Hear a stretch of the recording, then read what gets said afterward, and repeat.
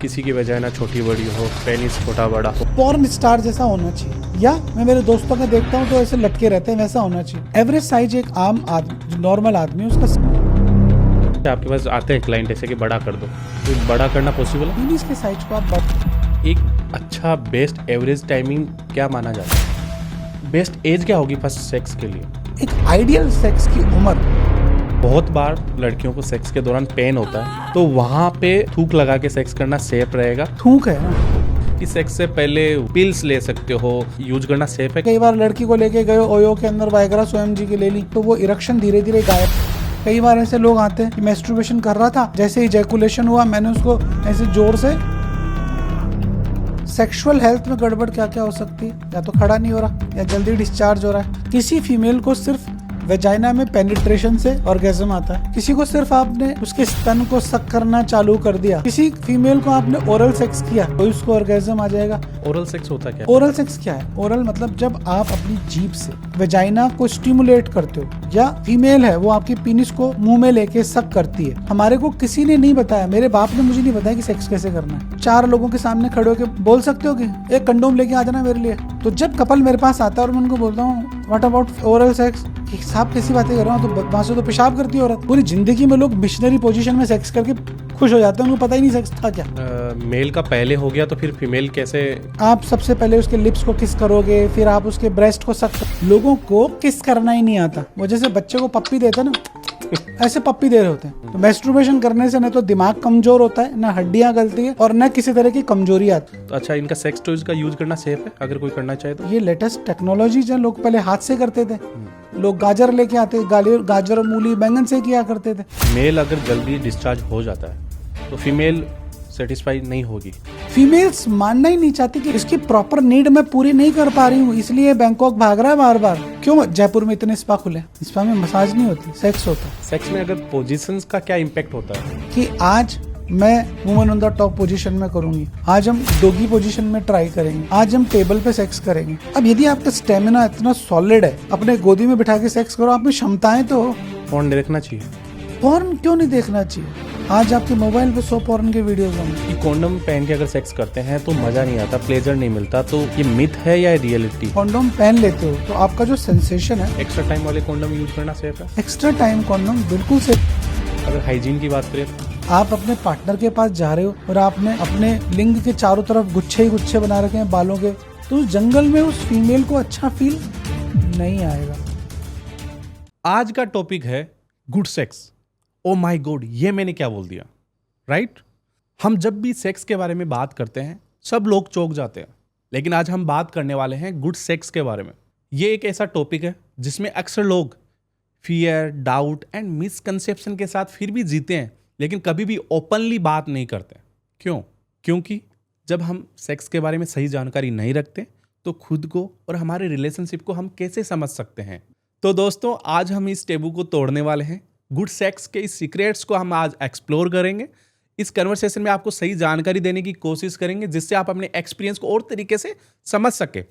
आज के इस स्पेशल एपिसोड में हमारे साथ हैं डॉक्टर अमित जोशी जी, ताकि हम एक हेल्दी सेक्सुअल लाइफ की तरफ अपना कदम बढ़ाएं। तो चलिए स्वागत करते हैं वाईटी महेंद्र पे डॉक्टर अमित जोशी जी का।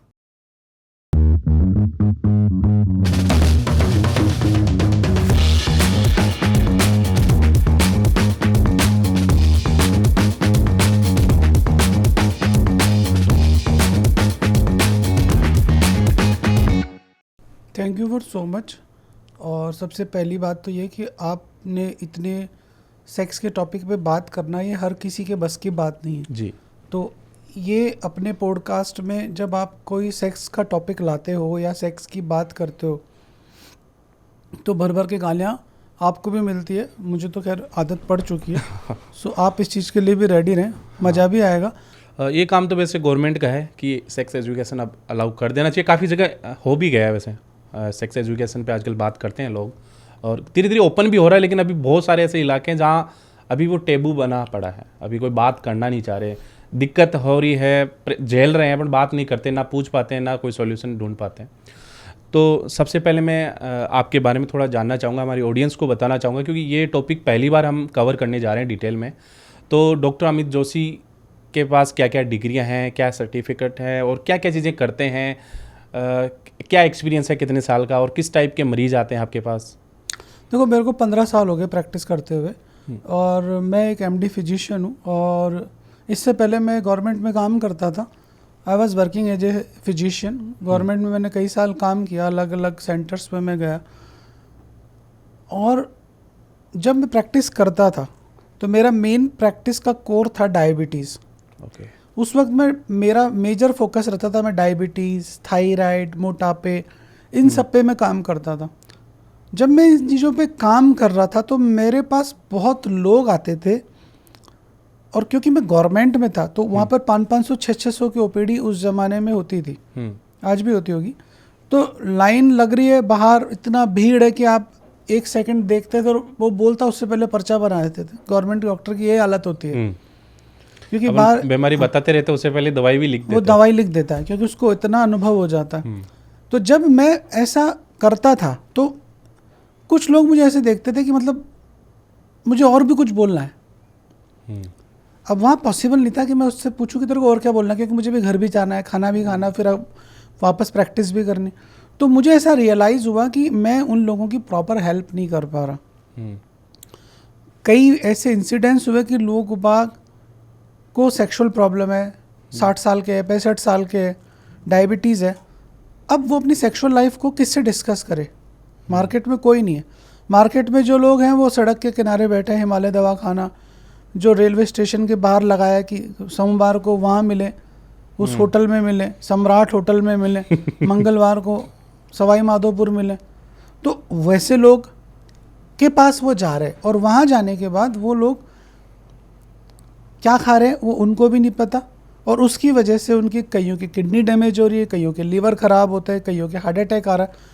तब मुझे रियलाइज़ हुआ कि ये जो सेगमेंट है मुझे इस पर काम करना चाहिए।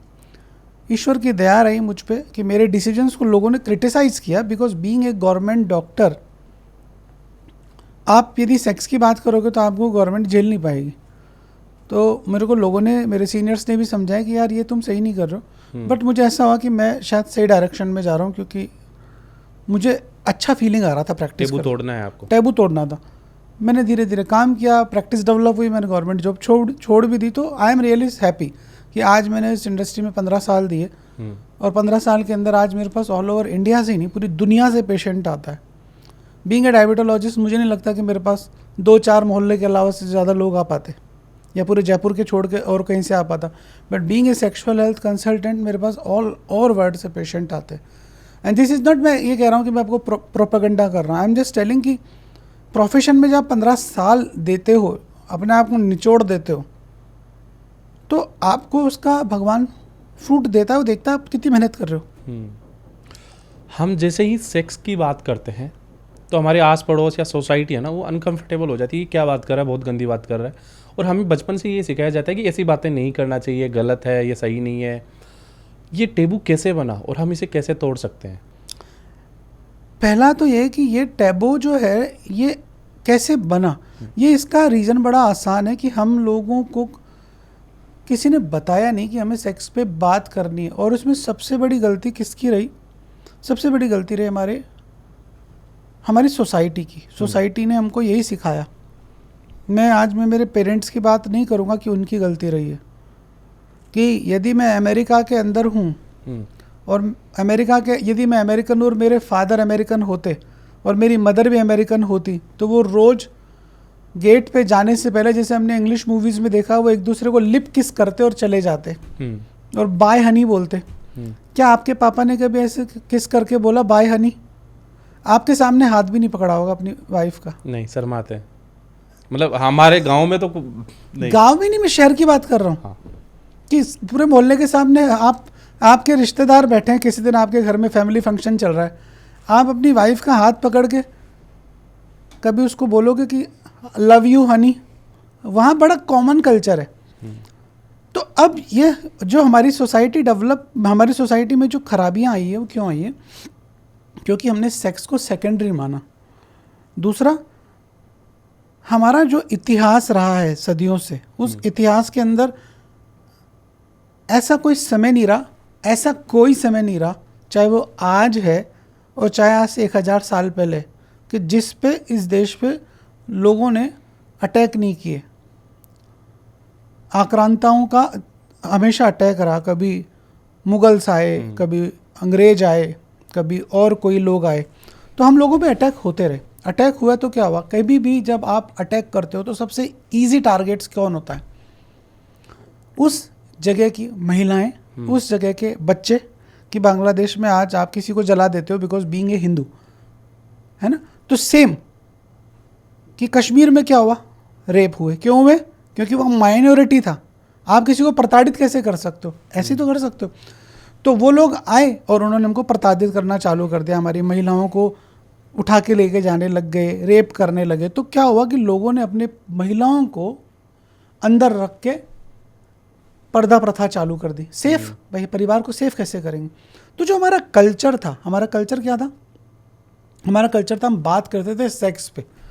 यदि आपने महाभारत और रामायण के सीरियल देखे हो तो वहाँ की जो अभिनेत्रियाँ वो कैसे कपड़े पहन रही हैं, वो किस तरह का वेशभूषा पहन रही है, उस लेवल का हमारा कल्चर था। हम इतने ओपन थे।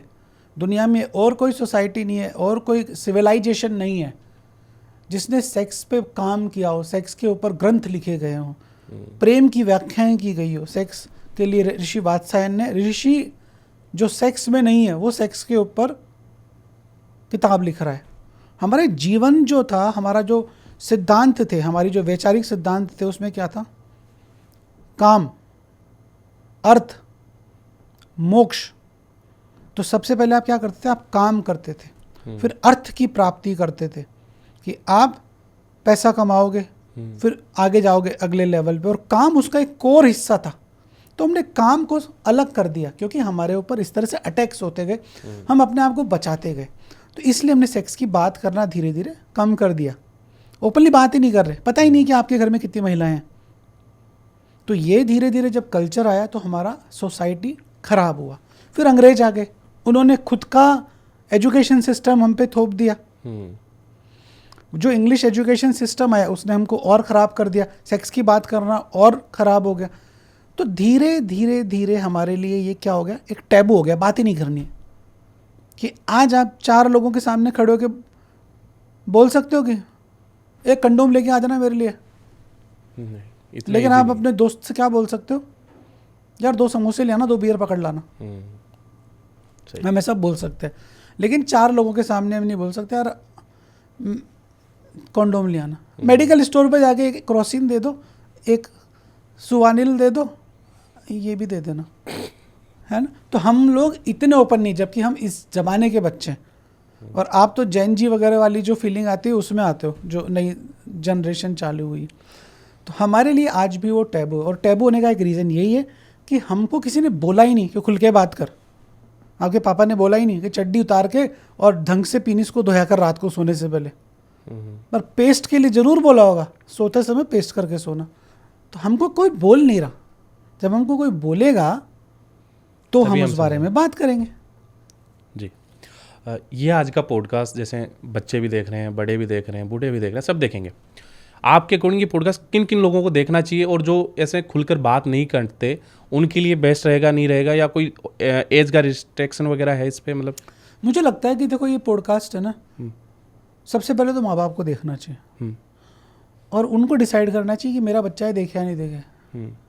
यदि उनको लगता है कि ये जो आदमी बात कर रहा है और ये जो पूछ रहा है इसकी बातों में सच्चाई, ये सवाल अच्छे हैं, तो उसको वो सवाल अपने परिवार को बताने चाहिए। क्योंकि आज सोशल मीडिया का ज़माना, आप रोक नहीं सकते किसी को। यदि मेरा बेटा 12 साल का, मैं उसको देखूं कि वो मोबाइल पे क्या देख रहा है, तो उसको 1 मिनट लगेगा, मेरे से ज़्यादा स्मार्ट है, उसको देखना तो देखेगा। You can't stop anyone. अच्छा, तो हम बात करते हैं बच्चों से। शुरू में बच्चों को क्या चीज़ें सिखानी चाहिए? अगर नॉर्मली सेक्स की अगर नॉलेज देनी है तो घर से क्या चीज़ें सिखानी चाहिए अपने पेरेंट्स से, या मतलब ये चीज़ें? सबसे पहले तो एक माता और पिता को अपने बच्चे को ये सिखाना चाहिए कि जो सेक्सुअलिटी है वो क्या है। हम बात कर रहे हैं सेक्स एजुकेशन की। सेक्स एजुकेशन में हम क्या सिखाएंगे? हम कुछ नहीं सिखाएंगे, हम सिर्फ वो बात करें जो बेसिक है। बेसिक क्या है? मैंने क्या बोला? मंजन करना जरूरी है रोज रात को सोने से पहले। तो वैसे ही रोज रात को सोने से पहले अपने पार्ट्स का हाइजीन करना जरूरी है, चाहे वो वेजाइना हो चाहे वो पीनिस हो। क्यों ज़रूरी है? क्योंकि सुबह से शाम आप उससे एक्सक्रिएशन कर रहे हो गंदी चीज़ों का, आप उससे पेशाब बाहर निकाल रहे हो। कि आप जैसे टट्टी करने के बाद धोते हो वैसे ही आपको अपने पार्ट्स को रोज़ धोना है, क्योंकि वो भी तो गंदगी है। पहली चीज़। दूसरी चीज़, जैसे मुस्लिम्स में खतना हो जाता है, सरकमसीजन कर देते हैं, वो बहुत अच्छी चीज़ है, इससे उसकी हाइजीन मेंटेन रहती है। तो ऐसे ही मेल को रोज़ चमड़ी को पीछे करके एक बार देख लेना चाहिए कि कोई उस पर स्मैग्मा गंदगी वगैरह तो नहीं लग रही। तो सबसे पहले एजुकेशन क्या हो गई? हाइजीन। खुद शरीर सही रहेगा तभी तो आप मोहल्ले की सफाई की बात करो। कंप्लीट बॉडी की अगर सफाई कर रहे हैं तो उस पार्ट की भी सफाई करें। उस पार्ट की सफाई जरूरी है, क्योंकि दांत आपको दिया है तो आप पेस्ट कर रहे हो, बोलते हैं रात को भी करो, तो ऐसे ही सुबह शाम उसको धो लो। तो इससे आपके 50% हाइजीन का जो इशू है वो सॉल्व हो जाएगा। दूसरा, हर पुरुष को और हर महिला को ये सिखाया जाना चाहिए कि what is good touch, what is bad touch. आजकल मैं देखता हूँ कॉलेज में, स्कूल में बच्चे बुली कर रहे हैं एक दूसरे को। अभी रिसेंटली एक बच्ची ने सुसाइड भी कर लिया। हमें नहीं पता बुली क्या है, हमें नहीं पता, हम उसके साथ स्कूल में नहीं जा रहे। तो यदि कोई किसी चीज़ को देख कर बुली कर रहा है, वो सेक्सुअलिटी हो सकती है।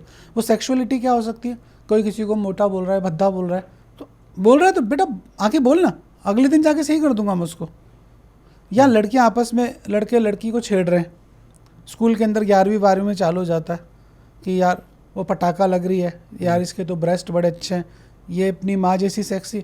सीधी बात करने हैं, तेरे को कोई ऐसी दे फर्स्ट बोलो, खत्म होने के बाद कुछ नहीं है। आप पहले दिन ही बोल दो बेटा ऐसा कुछ बोले, आगे बोलना, ये तेरा बाप बैठा है ना, सही कर देगा। Same with mail.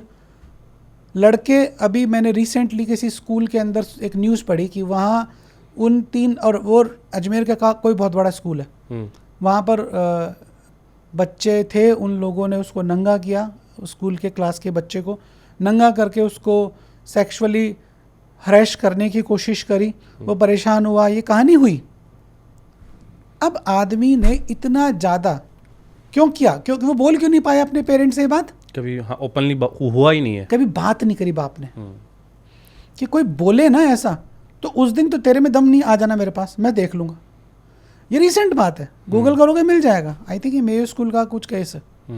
तो अब आप समझो कि आपने अपने बच्चे को सबके सारी चीज़ों के लिए तो ट्रेंड कर दिया कि ताइक्वांडो की तू क्लास में जा रहा है, टेनिस तू खेल रहा है, एआई तू क्लास, पर जो तेरी जो प्रोक्रिएशन उसके बारे में तो बात करो, उसके बारे में तो बोलो कि कुछ ऐसा हो। लड़की को बोलो, कोई ऐसा, कोई तेरे को, तेरा ऑटो वाला तेरे को कोई बदतमीजी से बात कर रहा है या गंदी नज़रों से देख रहा है, बात करनी है, सीधी सीधी बोलनी है कि बस के अंदर कोई तेरे को गंदी नज़रों से देख रहा है, तेरे को ऐसा फील हो रहा है कि there are some uncomfortable feeling, just tell अस।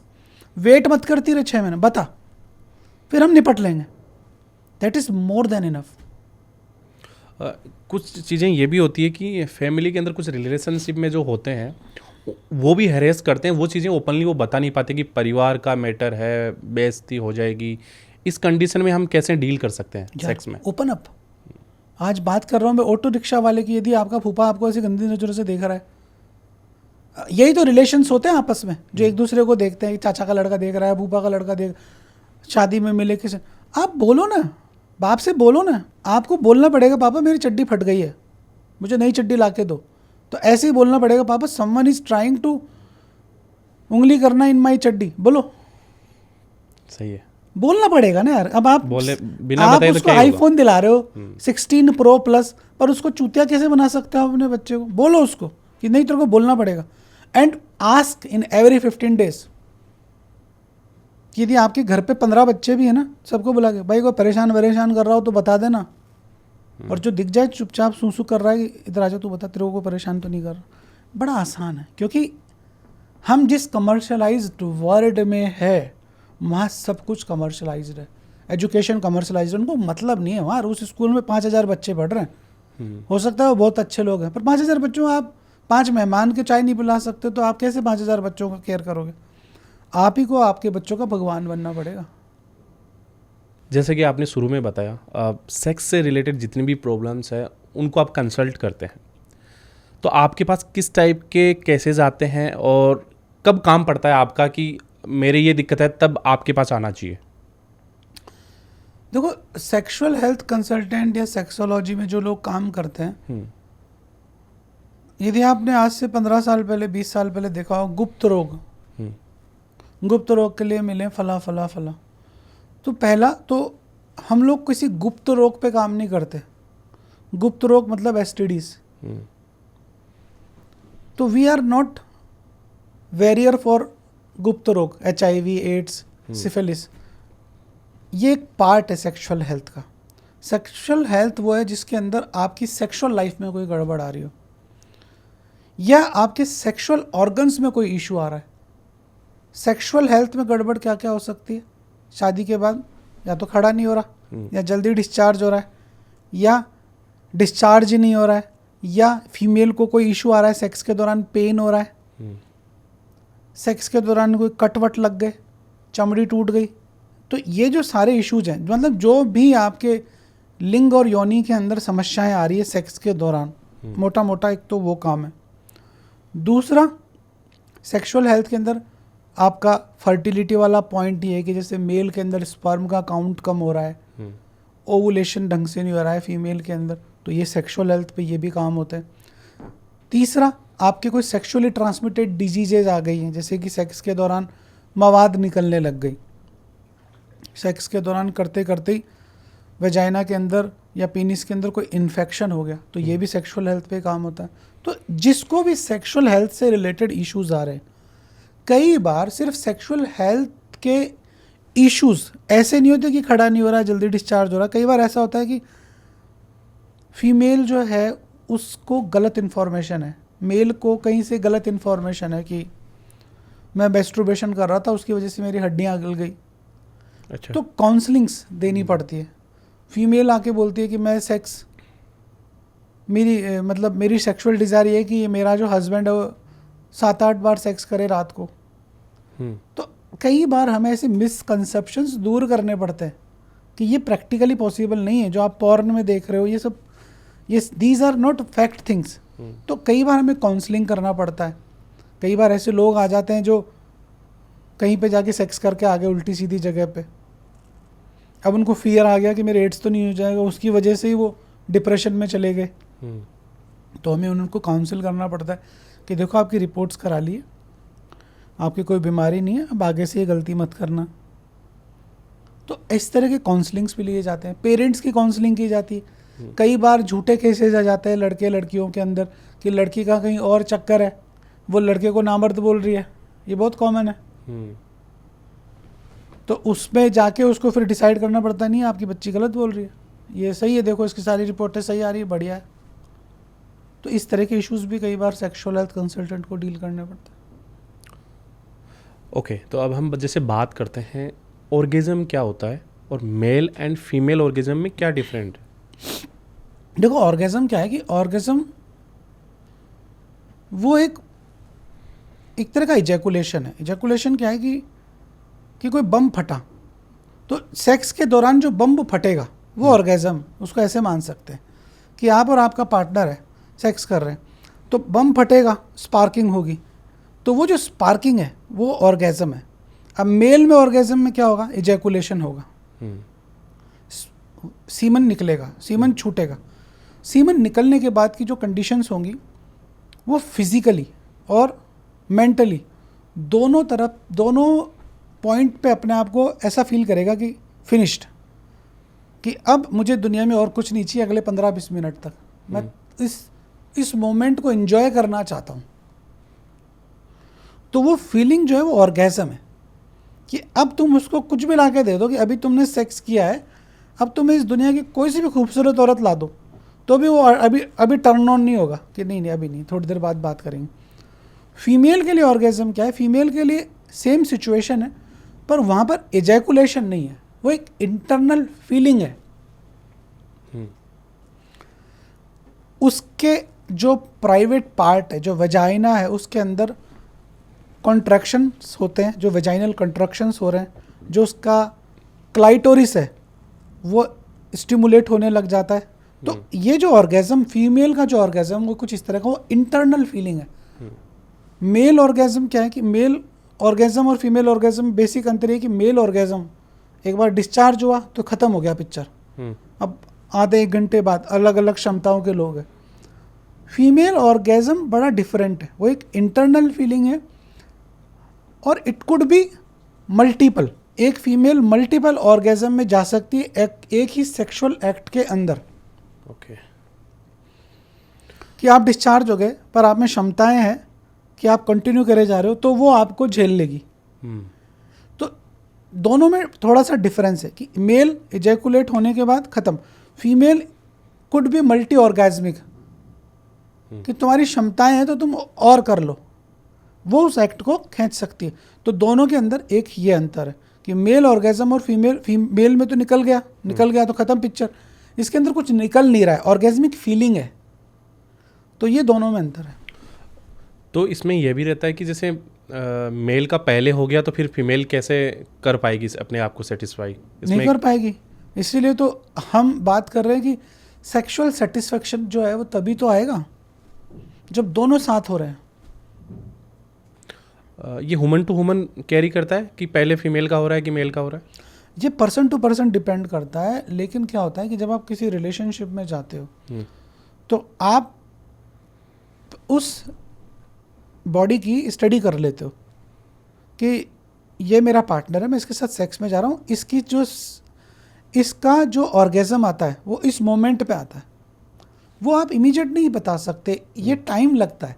जब आप एक दूसरे की बॉडी को समझ जाते हो, जब आप उसके प्रेम में हो जाते हो, तो उस वक्त आप समझ पाते हो कि ये इस मोमेंट पे आके डिस्चार्ज होती है या ये मैं करता हूँ तो ये डिस्चार्ज होती है। क्योंकि जो फीमेल बॉडी है ना उसमें ऑर्गेज़म बड़ा कॉम्प्लिकेटेड है। मेल बॉडी में क्या है, ऑर्गेज़म डिस्चार्ज हो गया और पिक्चर ख़त्म, इरेक्ट हुआ, अंदर घुसाया, सेक्स चालू किया और ऑर्गेज़म आ गया। फीमेल बॉडी में ऑर्गेज़मिक सेंटर्स बड़े डिफरेंट हैं। किसी फीमेल को सिर्फ वेजाइना में पेनिट्रेशन से ऑर्गेज़म आता है, किसी को बाहर जो आउटर क्लाइटोरियस है उसको स्टिमुलेट करेंगे तो ही डिस्चार्ज हो जाएगी वो। किसी को सिर्फ आपने उसके स्तन को सक करना चालू कर दिया तो ही वो ऑर्गेज़म आ जाएगा। किसी फीमेल को आपने ओरल सेक्स किया, ओरल स्टिमुलेट किया तो ही उसको ऑर्गेज़म आ जाएगा। किसी को सिर्फ आपने किस कर दिया तो ही, मतलब फीमेल इज़ डिफरेंट। भगवान ने उसको बड़ा समय लेकर बड़ा खूबसूरती से बनाया, तो वो रोबोटिक नहीं हो सकता। मेल इज़ रोबोट, बटन दबाया, खड़ा किया, डिस्चार्ज। फीमेल इज़ डिफरेंट कि 1 घंटा सेक्स कर लिया, नहीं है, आपने सिर्फ उसको किस किया कान पे और उसको ऑर्गेज़म आ गया। तो हर बॉडी अलग है, पर क्योंकि एक अच्छा सेक्स और अच्छा सेक्सुअल पार्टनर बड़ी किस्मत से मिलता है। यदि आप और आपका पार्टनर दोनों सेम टाइम पे डिस्चार्ज हो रहे हो तो इसका मतलब ये समझ लो कि आप इस दुनिया के 5% लोगों में आते हो। और ये सबके साथ नहीं होता? ये सबके साथ नहीं होता है। ये बड़ी किस्मत से मिलती है कि मैं और मेरा पार्टनर दोनों सेम टाइम पे डिस्चार्ज होते हैं। हमने हमारी फ्रीक्वेंसी को ट्यूनिंग कर लिया है इस लेवल का कि मैं और ये दोनों साथ होते हैं, 5-10 सेकंड का अंतर होता है। यदि मैं जल्दी भी हो जाता हूँ तो प्रोलॉन्ग कर लेता हूँ, बाद में पंपिंग करता रहता हूँ और मैं इसको डिस्चार्ज कर देता हूँ। तो आपके अकॉर्डिंग जो ये ट्यूनिंग बैठा पाते हैं वो हैप्पी लाइफ जी पाते हैं? Sexually they are happy. अभी घर पे लड़के आए तो उसका तो कुछ नहीं कर सकते। अब जैसे आपने 5% की बात कर ली, 95 का क्या, वो कैसे अपने आप को सेटिस्फाई कर पाएंगे? इस दुनिया में ऐसे बहुत सारे लोग हैं जिनके लिए सेक्स सिर्फ एक राइचुअल है, एक कर्म है। आप जब पूजा करते हो, जब पूजा है, मेडिटेशन है, तो सैकड़ों लोग कर रहे हैं। कुछ लोग ही हैं जो ईश्वर को प्राप्त कर पाते हैं, कुछ लोग ही हैं जो मेडिटेशन के हाई लेवल पे जाते हैं। तो हर किसी को हर चीज़ नहीं मिल सकती है, उनको पता ही नहीं ऑर्गेज़म क्या है। मेरे पास जो कल पेशेंट था, मैंने कहा क्या करते हो? कि मैं अकाउंट्स का काम करता हूँ। तो मैंने कहा एक्सरसाइज क्यों नहीं करते? कि सुबह पापा की शॉप 6 बजे जाता हूँ वहाँ पे, और वहाँ पर मैं 6 बजे जाके दूध बेचता हूँ, फिर 8:30 बजे घर आता हूँ, टिप्पन उठाता हूँ, ऑफिस चले जाता हूँ, फिर वापस से 8 बजे आता हूँ, दुकान पे चले जाता हूँ, फिर 12 बजे आता हूँ। तो ये जो आदमी है, आपको लगता है कि ये कभी सेक्सुअली फिट होगा? नहीं, वो नहीं होगा, बिकॉज उसने अपनी प्रायोरिटीज ही दूसरी डिसाइड कर रखी है। कि 6 से रात को 12 बजे तक मुझे गधा मजदूरी करनी है। मैं ये नहीं कह रहा कि उसकी कोई मजबूरियां नहीं होगी, पर यदि वो 1 घंटा ही नहीं निकाल पा रहा तो क्या सेक्सुअली एक दूसरे को क्या सेक्सुअली प्लेजर दे पाएंगे? तो वो सेक्सुअली एनर्जी कहाँ से लाएगा? बॉडी थक जाएगी पूरे दिन। अब बॉडी थक गई तो रात को 12 बजे घर जाके रोटी खा के सोएगा, सेक्स करेगा, क्योंकि 6 बजे फिर दूध बेचना है उसको। अब वो मेरे से आके चाहता है कि मैं उसको सेक्स का बाहुबली बना दूं। कैसे बना दूं? This is not possible. तो जो 95% लोग हैं उनमें से बहुत सारे लोग हैं जिनको जीवन में वो एक्ट करते, वो सेक्स करते, वो एक दूसरे के साथ संभोग करते हैं, पर वो एक दूसरे के साथ संभोग से समाधि में नहीं पहुंच पाते। वो एक दूसरे के साथ सेक्स के उस लेवल पे नहीं पहुंच पाते जो 5% पे पहुंच पाते। बहुत सारे लोग हैं जो हमारे पास आते हैं, हम उनको सही करते, हम उनका इलाज करते और वो उस लेवल पे पहुंच जाते हैं। बट अगेन कि हैरी पॉटर के अंदर एक मूवी है, देखिए आपने नहीं देखी, मुझे एक डायलॉग बड़ा पसंद है कि हॉगवर्ट्स के अंदर उन्हीं को हेल्प मिलती है जो मांगता है। तो डम्बलडोर बोल रहा है किसी को वहाँ पे कि वही मैं आपको बोल रहा हूँ कि if you are going to ask some help then there are, आज की दुनिया में इतना ऑप्शन अवेलेबल है कि आपको हेल्प करने के लिए लोग बहुत हैं। और सेक्स के अंदर तो ये कि आज आप ही, आपका दोस्त कोई बोले ना यार मैंने सेक्स में दिक्कत आ रही है, तो आप उसको 4 चीज़ें बताओगे, यार ये कर ले, अगर यो खा ले, यो खा ले। अपने मारवाड़ के अंदर तो मतलब हर आदमी अपने आप में एक छोटा मोटा डॉक्टर है। वही तो बात होगी। हाँ, कि आप उस लेवल पे हेल्प मांगोगे तो हेल्प मिलेगी। आपको गाड़ी चलानी नहीं आती, सीखो, सिखाएंगे, बहुत सारे डॉक्टर्स हैं।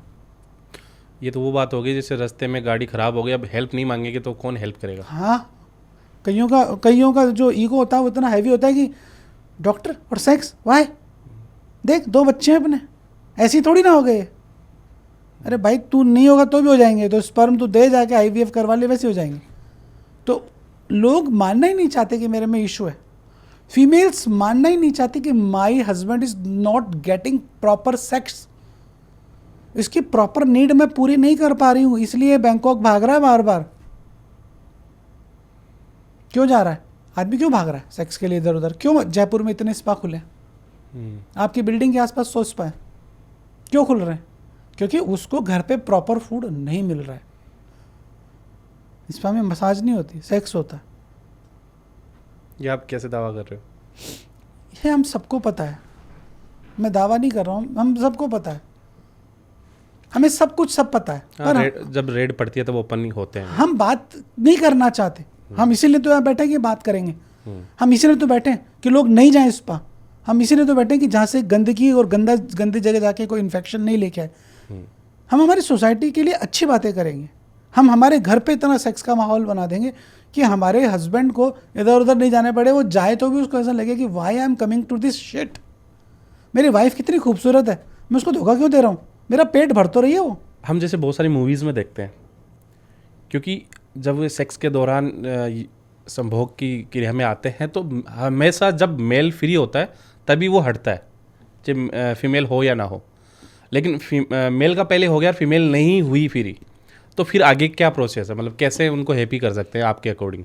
नहीं, मेरे अकॉर्डिंग ये है कि सबसे पहले कि find out why she is not getting orgasm, उसको ऑर्गेजम क्यों नहीं आ रहा, क्या मुझ में कोई कमी है? सपोज किया कि मैंने देखा कि हमने सेक्स किया, आदमी की टाइमिंग परफेक्ट है, उसका हार्डनेस परफेक्ट है,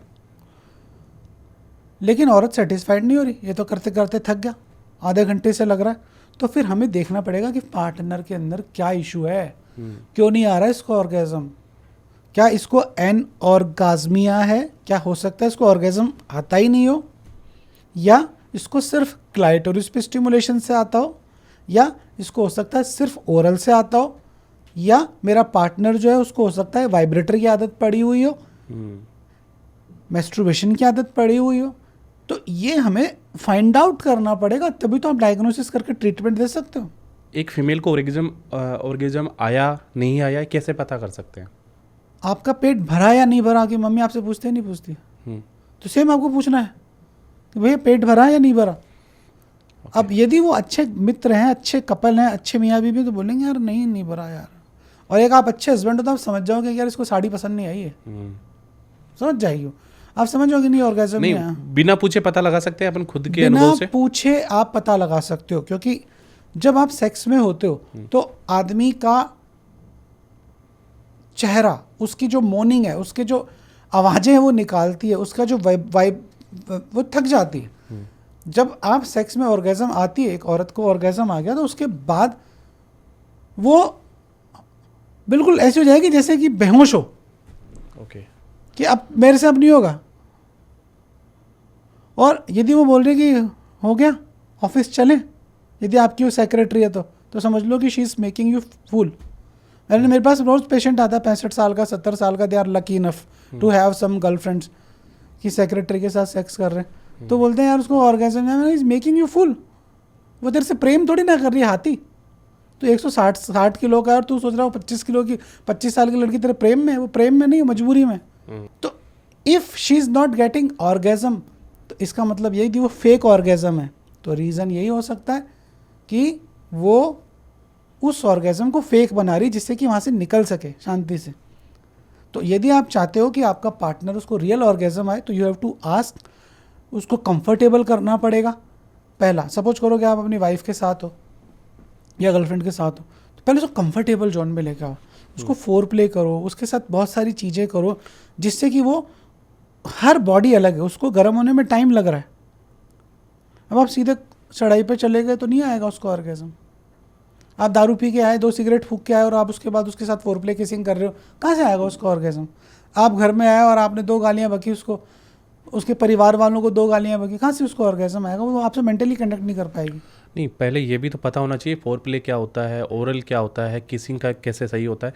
तो ये ओरल फोर प्ले ये सेक्स में कैसे इम्पेक्ट डालते हैं, थोड़ा ऑडियंस को आप समझाइए। और जैसे होता क्या है फोर प्ले? फोर प्ले ये है कि आप जो है जब अपनी गाड़ी को स्टार्ट कर रहे हो तो सीधे 5वें गियर में नहीं चलाओगे, आप उसको धीरे धीरे स्टार्ट करके, सर्दियों का टाइम है तो आप पहले स्टार्ट करके छोड़ देते हो, फिर फर्स्ट गियर में चला। तो सेम फोर प्ले कि सेक्स जो है उसके गियर्स है, उन गियर्स में आपको पहुंचना है तो उसको धीरे धीरे स्टार्ट करना पड़ेगा।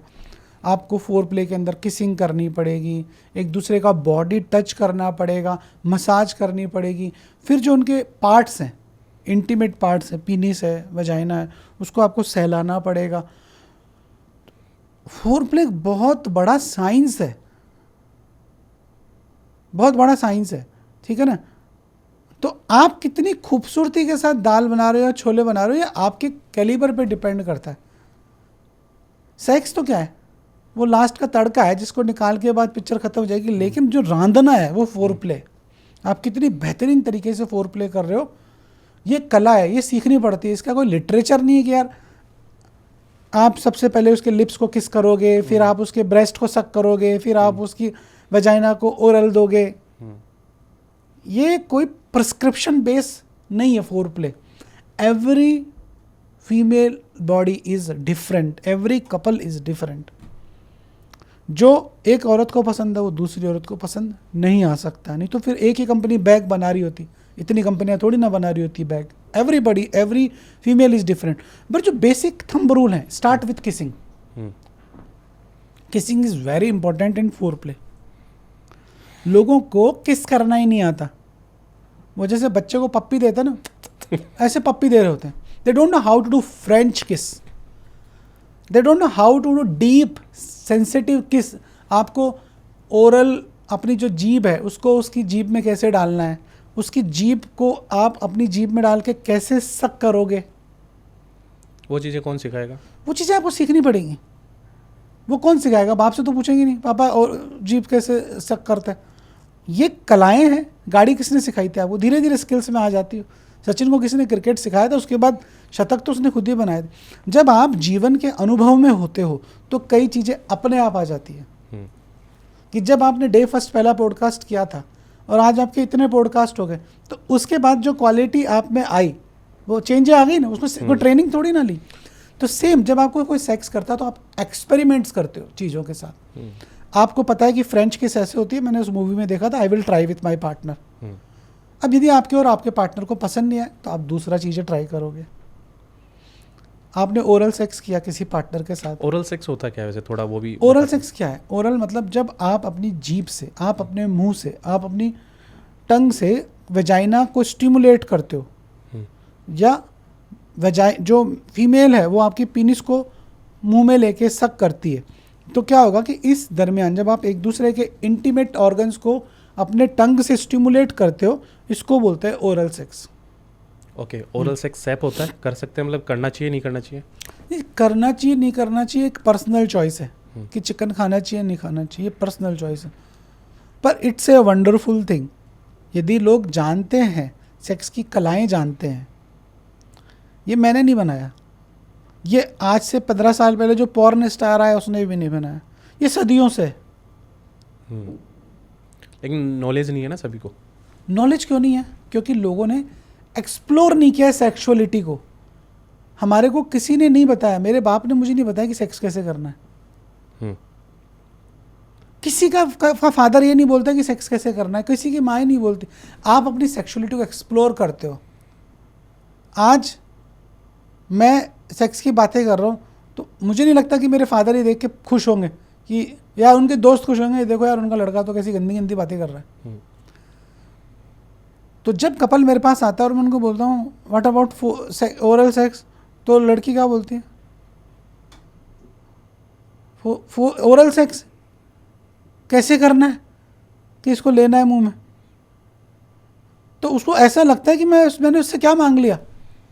और लड़का से हम बात करते हैं कि ओरल सेक्स क्या करते हो, कि साहब कैसी बातें कर रहा हूँ, तो वहाँ से तो पेशाब करती है औरत, उसको कैसे शक करेंगे? मैंने देखा था फिल्मों के अंदर, मेरे को तो उल्टी हो जाती है। एंड लिटरली यदि वो कोशिश करते भी हैं तो उनको उल्टी हो जाती है, तो उनको इतनी हीक आती है उस एक्ट से। तो वो इट्स मतलब बहुत डिफरेंट चीज़ है। मैंने कहा ना, सेक्स को खोजना अपने आप में एक कला है, एक कला है, एक पूरी तपस्या है। पूरी जिंदगी में लोग मिशनरी पोजीशन में सेक्स करके खुश हो जाते हैं, उनको पता ही नहीं सेक्स था क्या। अच्छा यही था और हो गया, बच्चे पैदा कर लिए, बच्चों की शादी कर ली, अब शमशान घाट में पहुंचने का वेट कर रहे हैं। उन्होंने एक्सप्लोर ही नहीं किया। तो इतना नॉलेज तो कौन ही दे पाएगा, या तो पॉडकास्ट से समझ पाएँ या फिर एक्सप्लोर कर पाएँ। यार कहीं जाने की ज़रूरत नहीं है, इस देश के अंदर हर चीज़ अवेलेबल है। आप एक 600 रुपये का टिकट कटवाओ, जयपुर से सीधी जाती है खुजराहो एक्सप्रेस, और खुजराहो पहुंच जाओ। एक गाइड लो 100 रुपये का, वो आपको सब सिखा देगा क्या कौन कौन सी कलाएं हैं। खुजराहो मंदिर है वहाँ पे, खुजराहो का टेम्पल है बहुत बड़ा, छत्तीसगढ़ के अंदर। और यदि आप बहुत बड़े भक्त हो तो कोणार्क चले जाओ।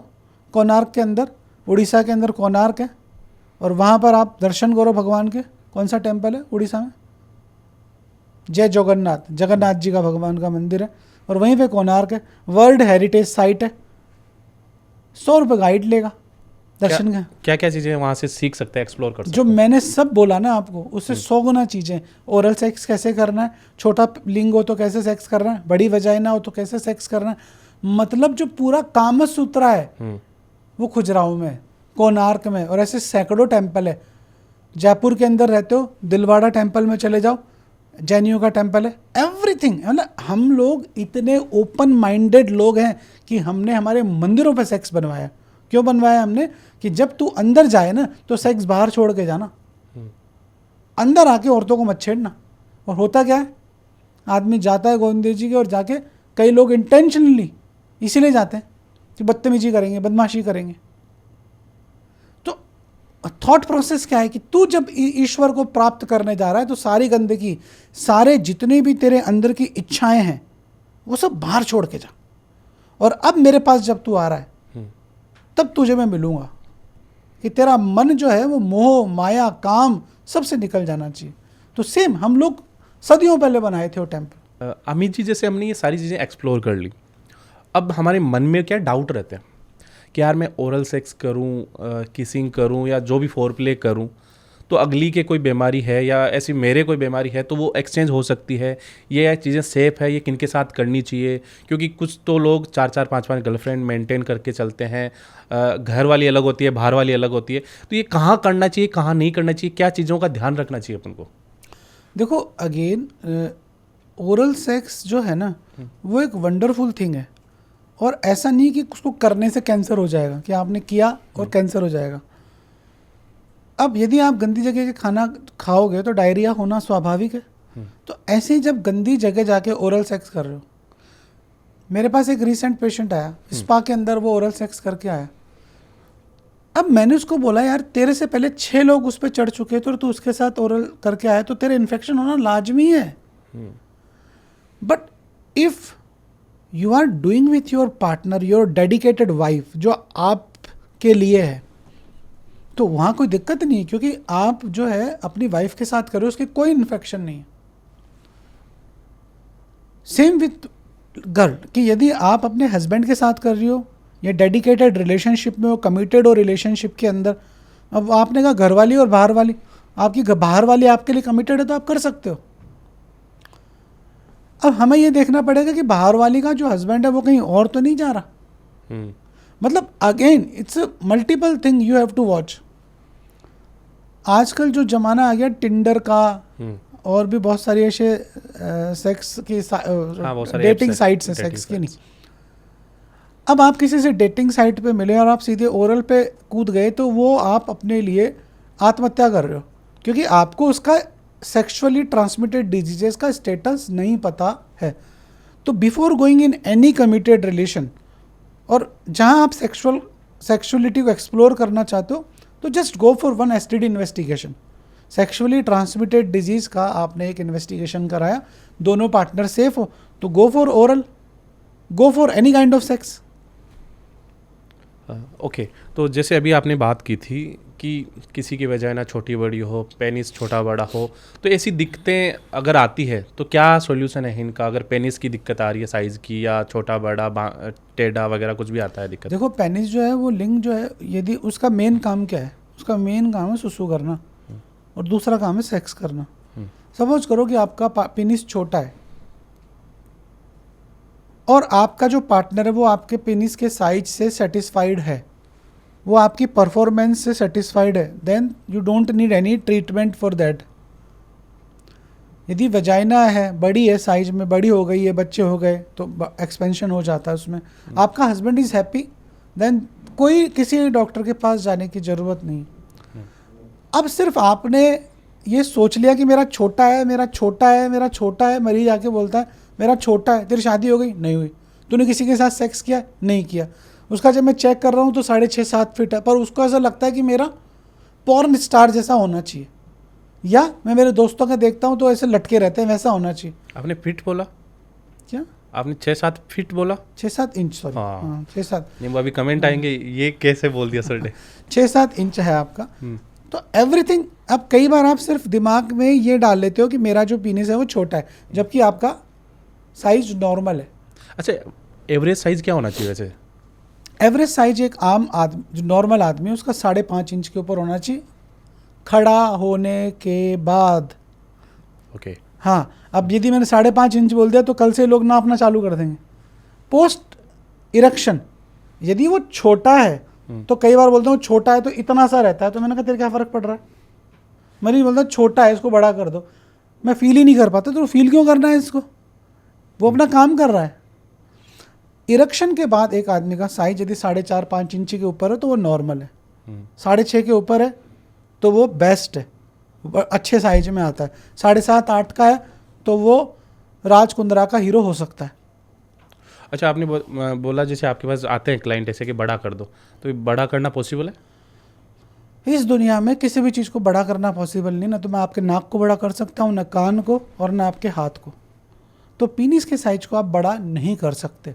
पर यदि आपका पीनिस श्रिंक हुआ है because of some metabolic diseases like diabetes, उम्र की वजह से, या उसमें गांठ हो गई है, तो हम उनको सही कर सकते, हम उनको पुरानी स्टेज पे ला सकते।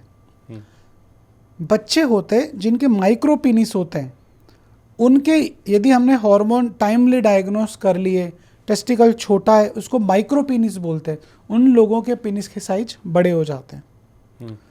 तो if there is indication for treatment तो उसको बड़ा कर सकता है। पर एक आदमी है, हेल्दी है, सारा चीज़ें डेवलप हो गया है, सेकेंडरी सेक्सुअल कैरेक्टरिस्टिक डेवलप है, 40 साल की उम्र है, 2 बच्चे हैं, खड़ा होने के बाद साइज 4.5 इंच है, तो मैं बड़ा नहीं कर सकता।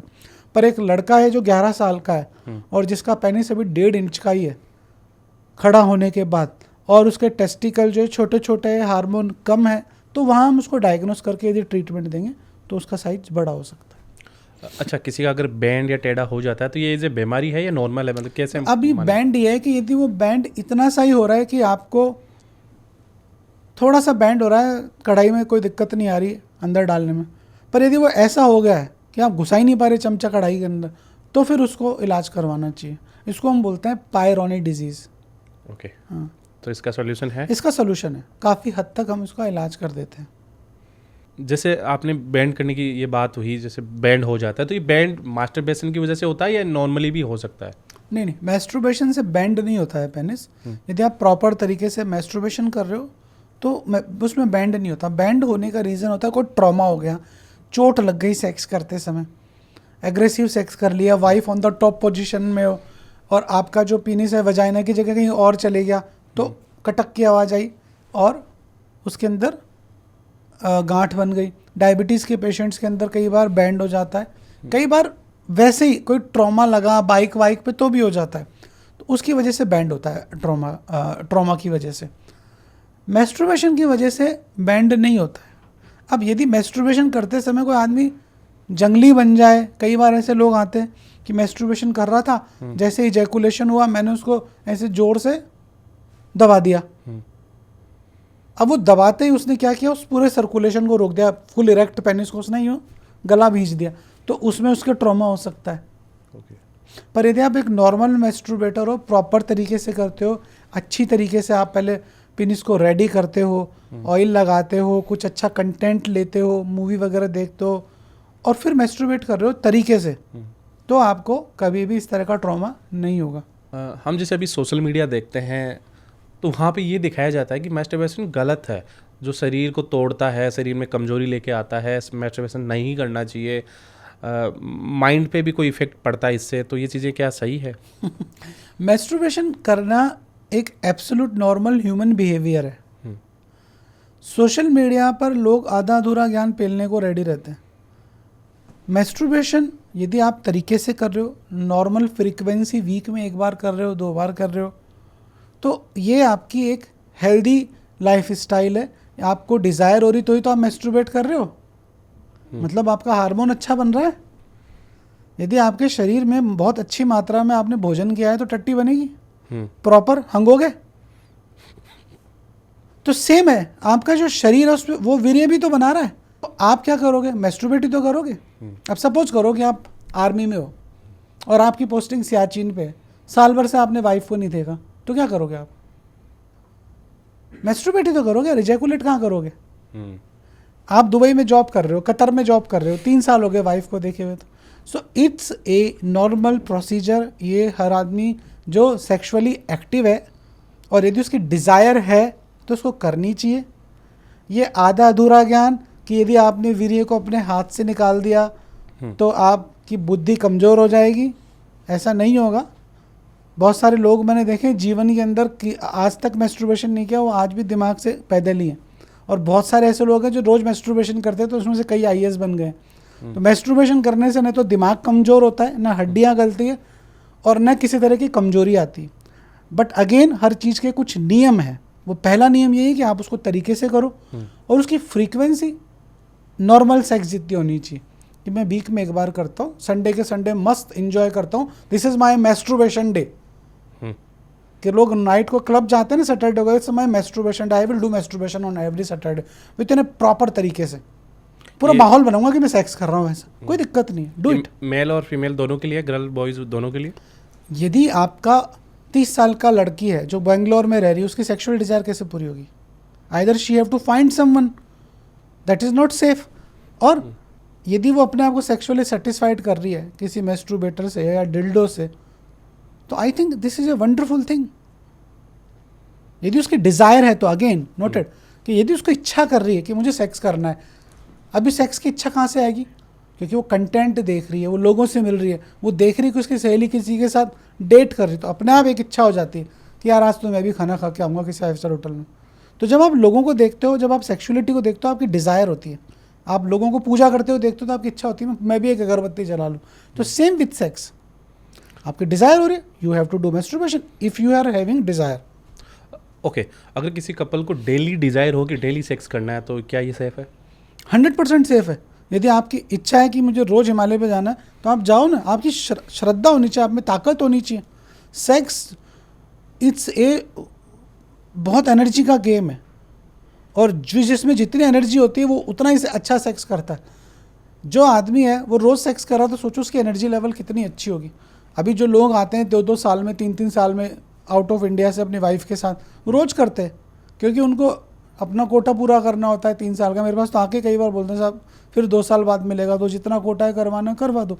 बट एक नॉर्मल आदमी यदि रोज़ सेक्स कर रहा है, हम देखते हैं जब शादी होती है तो कपल्स रेगुलर सेक्स करते हैं कुछ महीनों तक, क्योंकि उस वक्त एनर्जी जो होती है वो चरम पे होती है, टेस्टोस्टेरोन हाई होते हैं, फूड अच्छा होता है, कोई काम धंधे नहीं होते, वेले होते हैं, सेक्स करते हैं। जैसे अभी आपने फीमेल्स वगैरह का बताया कि वो डिल्डो करके, क्या नाम बताया? डिल्डो। डिल्डो, ये एक सेक्स टॉयज है क्या ये? Sex toys. तो अच्छा, इनका सेक्स टॉयज का यूज़ करना सेफ है अगर कोई करना चाहे तो? देखो, यदि कोई करना चाहता है, और वो अगेन सीखना पड़ता है आपको कि गाड़ी चलाना सेफ है। गाड़ी चलाना सेफ है यदि आप उसको तरीके से यूँ चला रहे हो तो सेम है ये लेटेस्ट टेक्नोलॉजी। जो लोग पहले हाथ से करते थे, लोग गाजर लेके आते, गाजर मूली बैंगन से किया करते थे। अभी टेक्नोलॉजी डेवलप हो गई तो आपको सेक्सुअल फीलिंग आ रही है। मोबाइल ऐप पे आप देख के पॉर्न देख रहे हो या ऐप कंट्रोल्ड डिवाइस यूज़ कर रहे हो, तो दे आर सेफ इफ़ उनका जो सिलिकॉन है वो मेडिकल ग्रेड का है तो आप यूज़ कर सकते हो। तो ये उन लोगों के लिए है जो ऑर्गेजम अपना नहीं कर पा रहे हैं, या उनके लिए हेल्पफुल रहता है ये सारी चीज़ें? देखो, कई फीमेल्स ऐसी हैं जिनको सिर्फ टॉयज से ऑर्गेजम आता है। I have seen a lot of कि वो उनका हस्बैंड सेक्स कर रहा है तो भी नहीं आएगा उसको, वो डिल्डो जब तक वो ऐसा नहीं उसको वेजाइना में पेनिट्रेट करना है, वो कहीं पे भी बॉडी के लोअर पेल्विक एरिया में उसको रगड़ती है, वाइब्रेशन आता है, एक्साइटेड हो जाती है और उसको ऑर्गेजम आ जाता है।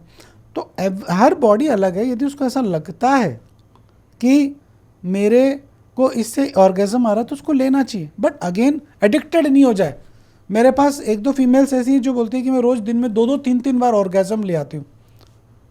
हस्बैंड तो रहते नहीं है और मैं उस टॉय को यूज़ लेती हूँ दिन में 2-2 3-3 बार, एंड उनका शरीर बड़ा अजीब सा हो गया जो मैंने देखा। मिस यूज से, टेक्नोलॉजी का मिस यूज़ है, तो वो अजीब सी हो जाती है। क्योंकि एक नॉर्मल फीमेल 40-45 की उम्र में 3-3 4-4 बार सेक्स नहीं कर सकती है, पर क्योंकि अब आपके पास एक डिवाइस है, आपने उसको रगड़ा और आप ऑर्गेजम लिया, तो दिस इज़ नॉट गुड। अच्छा, 40 की उम्र में नहीं कर पा रहे, लेकिन जैसे 25-30 की उम्र में अगर कोई कपल्स करना चाहिए कि दिन में 3 बार 4 बार, तो ये सारी चीज़ें हेल्दी रहेगी? ये हेल्दी रहेंगी यदि आप प्रॉपर तरीके से यूज़ कर रहे हो तो। There are devices, there are sex toys for couples. Without toys? Without toys regular sex करो ना, यदि आपके अंदर क्षमता है तो, आपकी ताकत होनी चाहिए। अब जैसे हमने अभी बात की थी मैस्टरबेशन की, तो इससे आने वाली टाइम में क्या बीमारियां हो सकती हैं या क्या डिजीज़ हो सकते हैं अगर ज़्यादा हो जाए? मैस्ट्रुबेशन यदि ज़्यादा हो जाए तो ऐसी कोई बीमारी नहीं होती है। आपने मैस्ट्रुबेशन को छोड़ दिया, डिटॉक्स करने लग गए बॉडी को, अपने आप से हो जाएगा 6 महीने में। उससे ऐसा कोई नसों में कमजोरी नहीं आती कि लोग बोलते हैं कि मैंने बचपन में बहुत सारा मैस्ट्रुबेशन कर लिया तो मेरा लिंग खड़ा नहीं होता। वो कुछ और रीज़न हो सकते हैं, अनलेस अनटिल आपने उसको डैमेज ही नहीं कर लिया, कोई इंटरनल इंजरी नहीं हो गई हो। बाकी मैस्ट्रुबेशन आप ऐसा तो है नहीं कि बिना इजैकुलेशन के करोगे। यदि इजैकुलेट हो रहे हो और आपने कर लिया, बहुत ज़्यादा कर लिया, तो स्टॉप इट, डिटॉक्स करो अपने आप को। अभी आपने बात की कि खड़ा नहीं हो रहा, मतलब पेनिस काम नहीं कर रहा, तो इसके क्या क्या कारण हो सकते हैं? देखो, अगेन इरेक्टाइल डिसफंक्शन जो है जिसमें लिंग खड़ा नहीं होता, वो एक मल्टीफैक्टोरियल डिजीज़ है। उसमें कोई ऐसा नहीं है कि मेरे इसकी वजह से खड़ा नहीं हो रहा। ईडी के 3 मेन रीज़न है। पहला तो साइकोलॉजिकल, कि मेरे को फियर है सेक्स से, अंग्रेजी बोलने से मुझे डर लगता है, तो मैं अंग्रेजी बोल ही नहीं पाता किसी के सामने, चाहे मुझे खुद बहुत अच्छी आती हो। तो एक साइकोलॉजिकल, उसमें एक आता performance anxiety, fear of failure, कि कहीं फेल नहीं हो जाऊँ, सुहागरात के दिन लड़की मेरे बारे में क्या सोचेगी। दूसरा रीज़न क्या है? हार्मोनल, आपके हो सकता है प्रॉपर टेस्टोस्टेरोन नहीं बन रहा हो, हार्मोन की कमी हो रही हो। तीसरा है फिजियोलॉजिकल, मेरे डायबिटीज़ है या मेरे आर्टरीज़ के अंदर कैल्सिफिकेशन हो गया है, जैसे हार्ट की नलियाँ ब्लॉक हो जाती है, ऐसे लिंग की नलियाँ ब्लॉक हो गई है, तो उसकी वजह से प्रॉपर लिंग में ब्लड सप्लाई नहीं आती है। और कई बार वीनस लीकेजेज हो जाते हैं, कि जैसे कि मैंने बचपन में बहुत सारा वायग्रा खा लिया, जब जाता था वायग्रा खा लेता था, तो वाइग्रा सेफ है?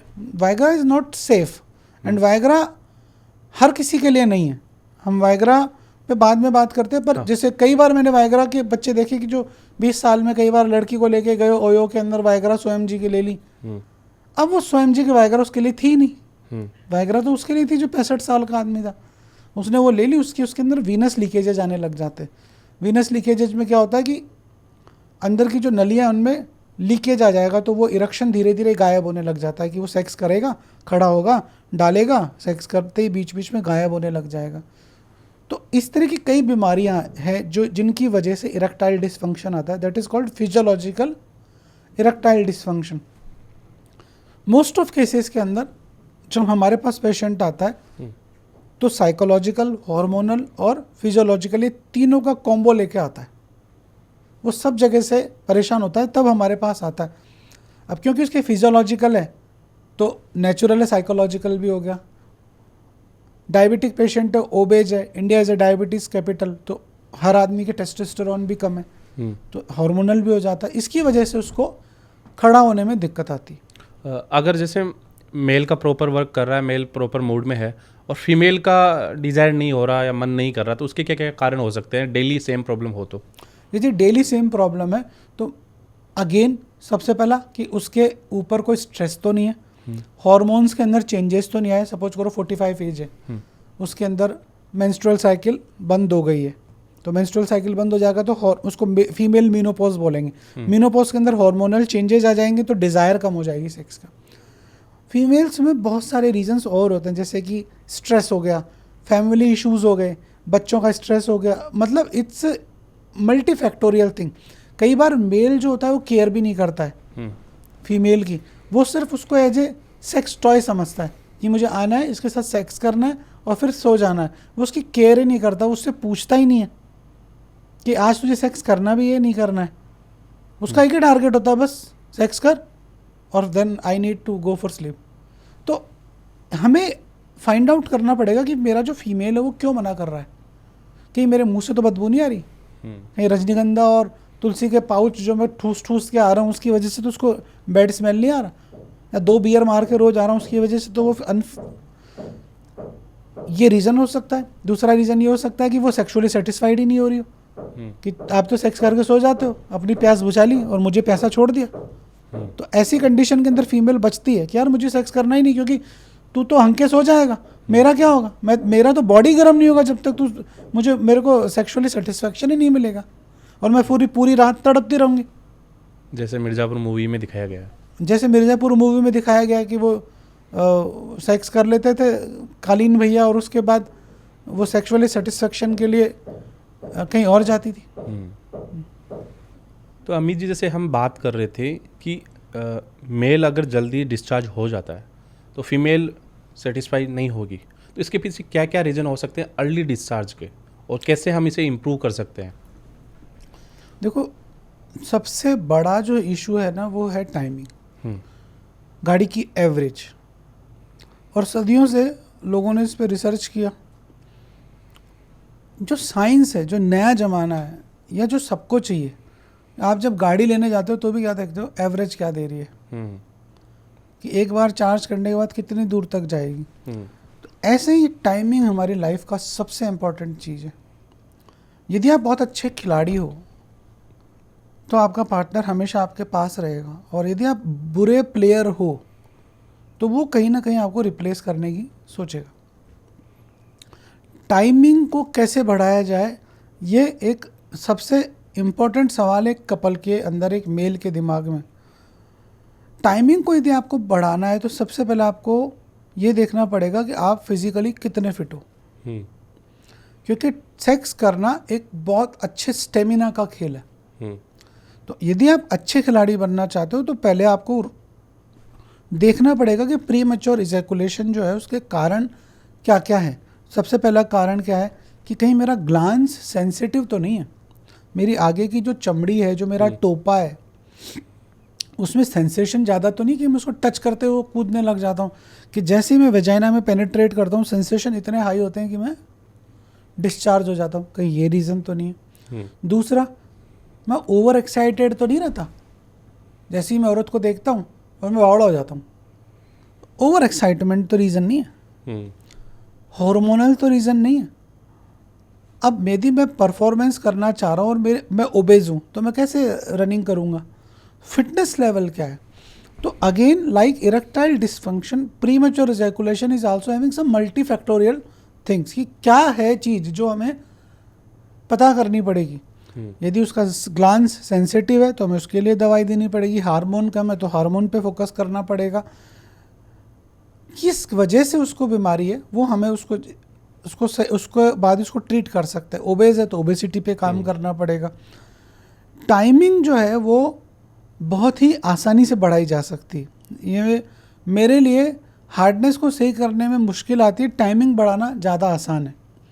ये उसका टाइमिंग कम है, मेरे पास मरीज आता है, मैं 15 दिन में उसकी टाइमिंग सही कर देता हूँ, बिकॉज मुझे देखना पड़ेगा कि ये है तो ये ले लो, ये है तो ये, बड़ा आसान। There are some medicine which can easily cure your premature ejaculation. उसके अलावा भी बहुत सारी चीज़ें कि हम जो नर्व है उसको डिसेंसिटाइज कर देते हैं तो सेंसेशन आना बंद हो जाता है। तो टाइमिंग जो है उसको सही किया जा सकता है। एक अच्छा बेस्ट एवरेज टाइमिंग क्या माना जाता है? एक अच्छा सेक्स जो होता है, एक अच्छा टाइमिंग वो है कि जिसके अंदर आपका पार्टनर और आप दोनों संतुष्ट हो जाओ। पर यदि हम स्टडीज़ की बात करें, यदि हम साइंस की बात करें कि पेनिट्रेशन के बाद यदि आप वेजाइना के अंदर 3 से 4 मिनट अच्छा पेनिट्रेटिव सेक्स कर लेते हो with speed, with friction, with good intensity, then you can satisfied your partner. लोग ऐसे भी हैं जो 15-15 मिनट सेक्स कर लेते हैं, लोग ऐसे भी हैं जो 30-30 मिनट सेक्स कर लेते हैं। ये कलाएँ उन्होंने सीखी है, ये स्किल्स उन्होंने डेवलप करी। But if you and your partner penetrative sex 4 से 5 मिनट कर लेते हो तो आप एक अच्छे सेक्सुअल पार्टनर हो सकते हो। एक जैसे इश्यू मैंने जहाँ तक रिसर्च की वो सुना है कि अर्ली डिस्चार्ज तो नहीं होते बट हार्डनेस नहीं हो पाती, तो वो कैसे, क्या रीज़न है नहीं होने के और कैसे इम्प्रूव की जा सकती है? हार्डनेस का इशू जैसे हमने बताया कि इरेक्टाइल डिसफंक्शन जो है वो हार्डनेस है, कि उसको इरेक्शन नहीं आ रहा है तो उसकी नसों में कमजोरी आ रही है, कहीं खून का सप्लाई तो पूरा नहीं हो रहा, हार्मोन तो कम नहीं है, जो भी रीज़न है उसको फाइंड आउट करके उसका इलाज है। इश्यू मैंने जहाँ तक रिसर्च की वो सुना है कि अर्ली डिस्चार्ज तो नहीं होते बट हार्डनेस नहीं हो पाती, तो वो कैसे, क्या रीज़न है नहीं होने के और कैसे इम्प्रूव की जा सकती है? हार्डनेस का इशू जैसे हमने बताया कि इरेक्टाइल डिसफंक्शन जो है वो हार्डनेस है, कि उसको इरेक्शन नहीं आ रहा है तो उसकी नसों में कमजोरी आ रही है, कहीं खून का सप्लाई तो पूरा नहीं हो रहा, हार्मोन तो कम नहीं है, जो भी रीज़न है उसको फाइंड आउट करके उसका इलाज है। ओके, तो ऑल ओवर जैसे हमने अभी तक बात की, आपके according what is a good sex?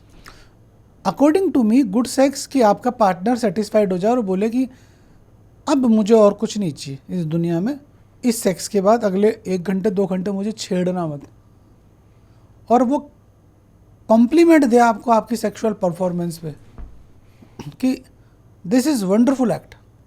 और मैं हर बार एक ही चीज़ बोलता हूँ कि यदि ये कपल बोले, आपकी वाइफ ये बोले कि यार तुम आज से 15 साल पहले भी इतना ही बढ़िया सेक्स करते थे जितना तुमने आज किया है, उससे पहले दिन से आज वाला जो सेक्स था वो बहुत उससे भी बढ़िया था, तो ये समझो कि ये आपके लिए कम्प्लीमेंट है कि आप एक अच्छे सेक्सुअल प्लेयर हो।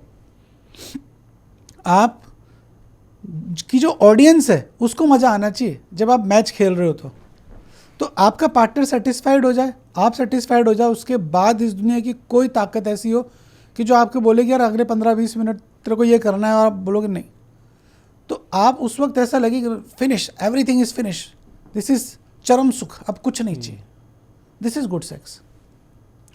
अच्छा, इसमें सेक्स में अगर पोजीशंस का क्या इम्पैक्ट होता है, सेक्स के दौरान क्या क्या पोजीशन में वगैरह? सेक्स के अंदर कलाएं हैं। अब कामासूत्रा ने 64 पोजेस को बताया है, पोजीशंस का बहुत रोल है। अब ये स्किल्स है, आपको दाल मखानी बनानी है, आज आपको दाल तड़का खाना है या आपको सादा दाल खिचड़ी वाली खानी है, तो पोजीशंस ऐसी ही हैं। अब आपको सेक्स में नयापन कैसे लाओगे? आपको पराठा खाना है आलू का या समोसा खाना है? आलू सेम है, सेक्स सेम है, इसमें नई चीज़ कैसे लाओगे, इसमें क्रिएटिविटी कैसे करोगे? तो वही पोजीशंस हमारे लिए क्रिएटिविटी है कि आज मैं woman on the top position में करूँगी, आज हम मिशनरी पोजीशन में करेंगे, आज हम डॉगी पोजीशन में ट्राई करेंगे, आज हम टेबल पे सेक्स करेंगे।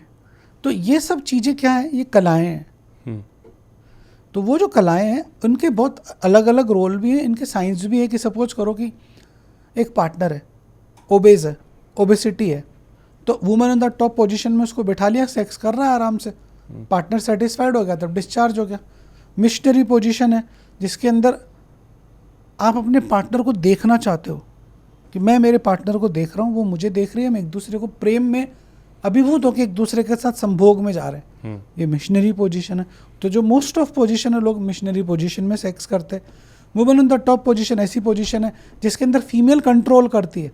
तो ऐसे लोग जो अर्ली इजैकुलेटर्स हैं, जो जल्दी डिस्चार्ज हो जाते हैं या जिनका स्टेमिना कम है, तो वहाँ पर women on the top position जो होती है उसके अंदर टाइमिंग बढ़ जाती है। दूसरा जो फीमेल है, जब women on the top position में आती है तो सिर्फ पंपिंग के अलावा इधर उधर हिल हुला के भी पोजीशन को सेट करके भी वो एक ऑर्गेज़म ले आती है। तो इन पोजीशंस की वैल्यू है।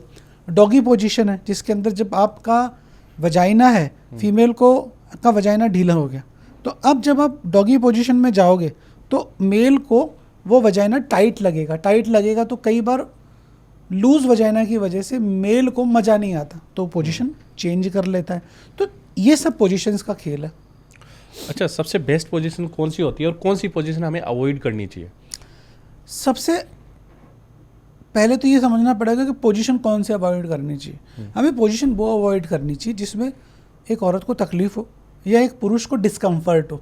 यदि मैं और मेरा पार्टनर उस पोजीशन में डिस्कम्फर्ट है, हमें पेन है, तकलीफ है, तो वो उस पोजीशन को कभी भी ट्राई करना नहीं चाहिए। अब यदि आपका स्टेमिना इतना सॉलिड है तो आप कोई सी भी पोजीशन करो, वुमेन ऑन द टॉप करो, फीमेल को अपने गोदी में बिठा के सेक्स करो, आप में क्षमताएँ तो हो। अब आप 5 किलो का तो थैला उठा नहीं पा रहे, 5 फ्लोर तक चढ़ नहीं पा रहे, उसमें क्या आप women on the top position में सेक्स करोगे, डॉगी पोजीशन में करोगे? यदि आप 200 किलो के आदमी हो तो डॉगी पोजीशन में क्या करोगे?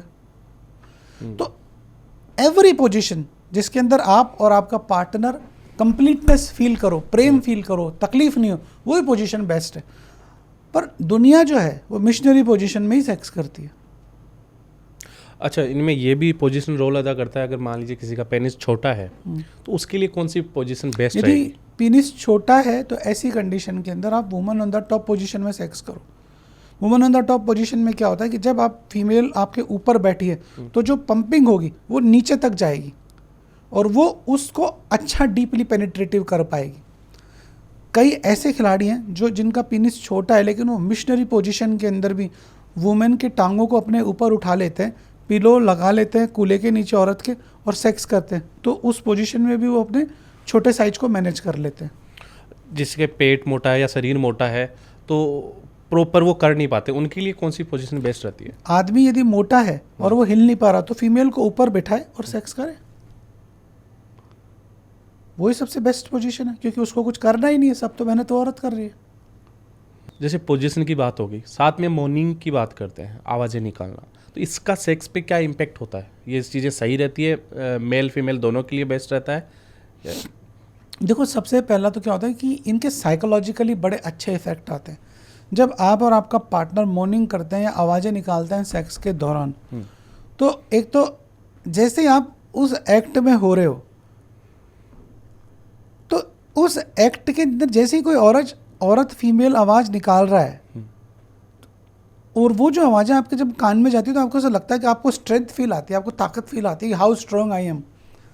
कि जैसे ही आप कोई फाइट सीन देखते हो और पीछे से डिशुम की आवाज़ आती है तो यू फील कि समथिंग इज गोइंग ऑन।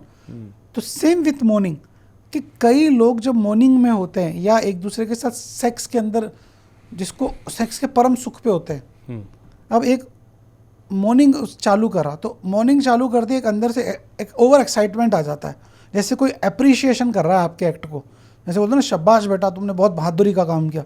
तो ऐसे ही आपको फीमेल उस वक्त बोल रही है कि शाबाश बेटा तुम बहुत बहादुरी से सेक्स कर रहे हो, तो वो ही मॉर्निंग जो है मेल के लिए इफेक्ट करता है।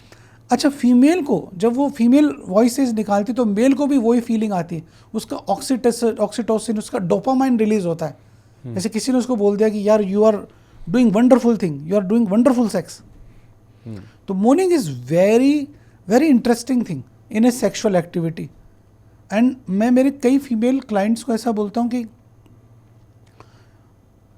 Even you can do fake mornings, कि मेरा हस्बैंड है वो उसको क्या है कि इधर उधर घूमने का शौक है, इधर उधर जाता है सेक्स करने के लिए, तो मैं ना कहीं कोई ना कोई कमी है, उसको सुधारो। अब वो पोर्नोग्राफी देखता है तो पोर्नोग्राफी देखने के बाद उसको मॉर्निंग चाहिए, जो वो लड़कियाँ ऊ की आवाज़ें निकाल रही, उनका start make some false noises, क्या फ़र्क पड़ रहा है? यदि इतनी सी चीज़ से आपका एक्ट वंडरफुल हो जाए तो do it some time.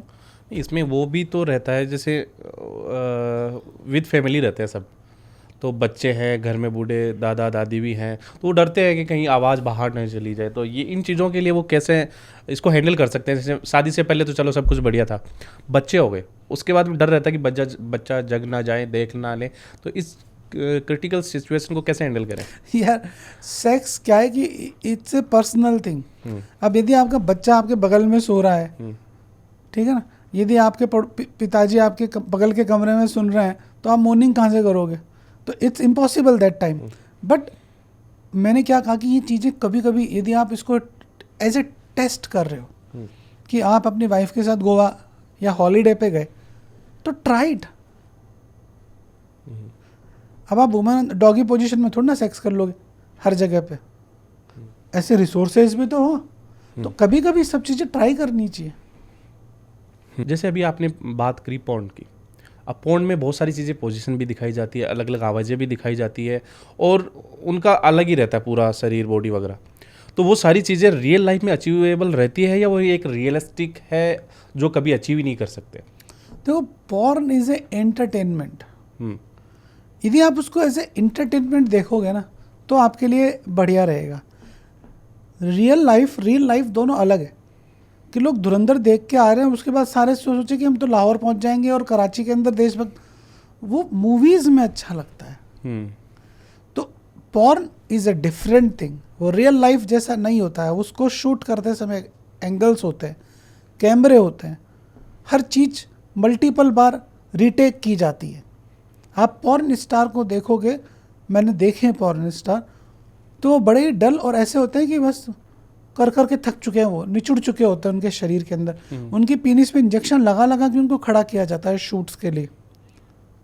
Porn star बनने के लिए भी तो गुण होने चाहिए ना, कि यदि आपको हॉलीवुड में जाना है तो आपके पास ऐसी बॉडी होनी चाहिए, संगीतकार बनना तो वैसा गला होना चाहिए।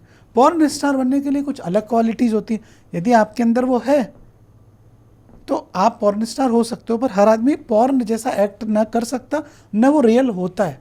पर हाँ, हम वहाँ से कई चीज़ें सीख सकते हैं। पॉर्न देखना चाहिए? पॉर्न क्यों नहीं देखना चाहिए? मतलब यदि अगेन मूवीज़ देखनी चाहिए। जैसे इंडिया में अभी पॉर्न बैन है, तो ये इंडिया में पॉर्न बैन कहाँ है? वैसे ऑफिशियली बैन है, बट चलने को सब चल रहा है। मैं जब से पैदा हुआ तब से मैं पॉर्न देख रहा हूँ। आज आपके मोबाइल पे 100 पॉर्न के वीडियोज़ होंगे। Everybody is having porn.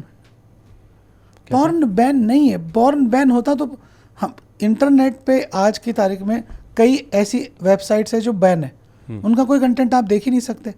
तो पॉर्न बैन नहीं है, पॉर्न चल रहा है हर आदमी के इंटरनेट पे। हर दोस्त के ग्रुप में एक ऐसा पॉर्न, एक दोस्त होता है जो रोज एक पॉर्न वीडियो भेजता है। वो बैन नहीं है, उसमें सेंसरशिप नहीं है। 18+ आप जाके एडल्ट मूवीज़ देखते हो ना, वो पॉर्न नहीं तो है। एडल्ट कंटेंट बैन नहीं है। बट अगेन यदि हम बात करें पॉर्न देखना चाहिए या नहीं देखना चाहिए, it's your choice. If you are getting entertain by that, go and watch. अब अगेन मैं कॉलेज में था, मुझे किसी ने सिगरेट ऑफर करी, मैंने 2 फूंक मार ली, कोई फ़र्क नहीं पड़ेगा। अब यदि मैं एडिक्टेड हूँ, रोज़ सिगरेट फूंक रहा हूँ, देन आई एम एडिक्टेड। यदि मुझे सिगरेट के बिना टट्टी नहीं आ रही तो मैं एडिक्टेड हूँ उसका। यदि मैं दोस्त के साथ गया, उसने मुझे एक पैक पिला दिया, मैंने पी लिया, आई एम ओके। पर मुझे दारू के बिना नींद नहीं आ रही, now I am addicted. So again with porn, if you are watching porn every day, तो आपका जो माइंड है वो कमज़ोर हो जाता है सेक्स के लिए। आप पॉर्न देख के रोज़ मैस्ट्रुबेट करते हो तो आपका शरीर ख़राब हो जाता है। तो अगेन हमें एडिक्शन नहीं करना है। आपके अकॉर्डिंग सर, इंडिया में सेक्स का पहला एजुकेशन सिस्टम क्या है इंडिया में अभी, अगर आप आपके अकॉर्डिंग बताएं तो? से पहला हमको सेक्स का जो एजुकेशन मिलता है वो हमें हमारे दोस्तों से मिलता है, कि हम हमारे दोस्तों के साथ सेक्स की बातें करते हैं, वही हमको बताते हैं, वही हमको गाइड करते हैं कि तेरा खड़ा नहीं हो रहा तो वाइग्रा ले ले, लड़की को कैसे सेट करना है, वैलेंटाइन डे पे क्या देना है, ये सब सेक्स एजुकेशन आप वहीं से सीखते हो। तेरा छोटा है, तेरा बड़ा है। उसके बाद जो दूसरा सबसे बड़ा हब होता है वो होता है पॉर्न। आप पॉर्न देखते हो और उसके अंदर आप चीज़ें नोटिस करते हो कि यार इसका इतना बड़ा है, मेरा इतना छोटा है। फीमेल्स पॉर्न देखती है और उसके बाद सोचती है कि सेक्स ऐसे ही होता होगा, मेरा पति जो है वो तो चाइनीज़ प्रोडक्ट है। तो सेकंड जो सबसे बड़ा सोर्स है वो पॉर्न है, और सबसे पहला ये मेरे दोस्त लोग मुझे क्या बता रहे हैं। तो ये दोस्त लोग जो बताते हैं वो सारी चीज़ें सच होती है? नहीं, कहाँ होती है सच, उनको क्या पता, उन्होंने भी तो वहीं से एजुकेशन सीखी है। अगर किसी को प्रॉपर एजुकेशन चाहिए सेक्स की तो कैसे ले सकता है? सेक्स की प्रॉपर एजुकेशन आपको सबसे पहले किससे सीखनी चाहिए? जिन्होंने आपको पैदा किया है। क्यों? क्योंकि उन्होंने आपको आपका निर्माण किया, वो प्रोक्रिएशन है आपके। आप अपने फादर से बात करें कि पापा एक आइडियल सेक्स क्या हो सकता है। यदि उनको नॉलेज नहीं है तो you have to consult with some educator. आपके टीचर्स हो सकते हैं, आप अपने स्कूल के अंदर जाके जिनसे आप ऐसे, हर स्कूल में एक ऐसा टीचर होता है और हर क्लास में एक ऐसा स्मार्ट बच्चा होता है जिसके सारे आंसर्स होते हैं, और हर स्कूल में एक ऐसा टीचर होता है जो बिंदास होता है जिससे आप कुछ भी पूछ सकते हो, ये मास्टर जी मारेंगे नहीं। उनसे आप जाके पूछो कि सर ऐसी ऐसी बात है। तो यदि वहाँ पर भी आपके सॉल्यूशंस नहीं होती हो तो आज की तारीख में तो एआई है, और यदि एआई से भी नहीं हो रहा है तो फिर you can go to any doctor, you can consult with someone. हम जिस देश में रहते हैं, इस देश का मेडिकल सिस्टम, मैं ये मानता हूँ, मैंने दुनिया के बहुत सारे मेडिकल सिस्टम्स देखे हैं, ये दुनिया का सबसे बेहतरीन मेडिकल सिस्टम है, दुनिया का सबसे चीपेस्ट मेडिकल सिस्टम है। कि आप इस, मतलब हम जिस जगह पर रहते हैं जन्नत है, मेडिकल की जन्नत है। यहाँ हर 4 दुकान के बाद एक डॉक्टर बैठा है, उसकी ऑनलाइन कंसल्टेशन 1000 रुपये, 500 रुपये या 700 रुपये। आप यूएस में जाके बात भी नहीं कर सकते, 4 महीने से पहले आपको अपॉइंटमेंट नहीं मिलता।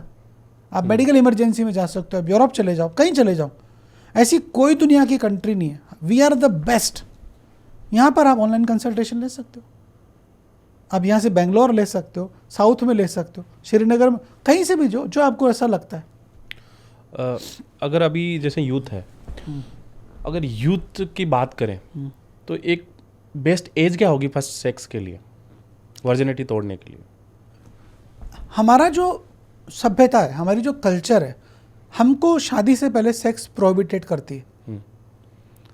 तो मुझे ये मानना चाहिए कि जो मैं, मेरे अकॉर्डिंग, जो मैं, आई रिस्पेक्ट माई कल्चर। मेरे कल्चर ने में मुझे बोला है कि शुरू में 0 से 25 साल तक तेरा एजुकेशन का सिस्टम है। अब तूने 25 को क्रॉस कर लिया तो आइडियली तेरी शादी हो जानी चाहिए। तो यदि आप शादी में चले जाते हो तो शादी के बाद आपको सेक्स करना चाहिए। That is very wonderful thing for society, because हम यदि सोसाइटी के अंदर हंटिंग करेंगे, जैसे मेरे पास कई लड़के आते हैं जो वो मतलब बॉडी काउंट करते हैं, हंटर्स हैं वो। मैंने कितना लड़कियाँ, 10 लड़कियाँ होंगी ये भी एक साथ, वो बात ऐसे करते हैं कि मुझे फ्रस्ट्रेशन हो जाता है अपनी लाइफ से। But I believe in my system कि शादी से पहले हमें सेक्स क्यों करना है। यदि मेरी सेक्सुअल नीड है तो I will go for masturbation. And if you are committed to someone, या प्रेम में हो, शादी आपकी होने वाली है, तो आप सेक्स कर सकते। एक आइडियल सेक्स की उम्र कुछ नहीं होती। जब भी आपको अच्छा पार्टनर मिल जाए जिसके लिए आप कमिटेड हो, आप सेक्स करो। नहीं, वैसे हम बात कर रहे हैं कोई कपल्स बच्चा करना चाहे तो एक मिनिमम एज क्या होनी चाहिए? मतलब अच्छा बच्चा पैदा करने के लिए आपकी उम्र होनी चाहिए 25 से 26 साल की उम्र, क्योंकि उस वक्त आप दोनों बड़े फर्टाइल होते हो। सिस्टम का इशू आ रहा है कि लड़के 30 साल की उम्र, 32 साल, 33 साल, 34 साल तक कैरियर बनाने के चक्कर में शादी नहीं करते हैं। सेम विथ लड़कियां, तो ऑर्गन्स उनके बूढ़े हो जाते हैं, एक्स का इशू आने लगता है, स्पर्म काउंट खराब हो जाता है, क्योंकि 10 साल एजेड हो गए आपकी मशीन। तो आइडियली एक आदमी को 25-26 साल की उम्र में पहला बच्चा प्लान कर लेना चाहिए कि जब आप 50 के होगे तो आपका बच्चा 25 का होना चाहिए। अब आप 35 में बच्चा प्लान कर रहे हो तो आपका बच्चा जब आप 50 के हो गए तो 15 साल के हो गए। अब 50 की एज तक आते आते लाइफ अनसर्टेन हो जाती है, कार्डिक इश्यूज आ गए, MI आ गया, कुछ और आ गया, तो उस वक्त फैमिली की स्थिति सही नहीं होती। तो ये बड़ा लॉजिकल साइंस था।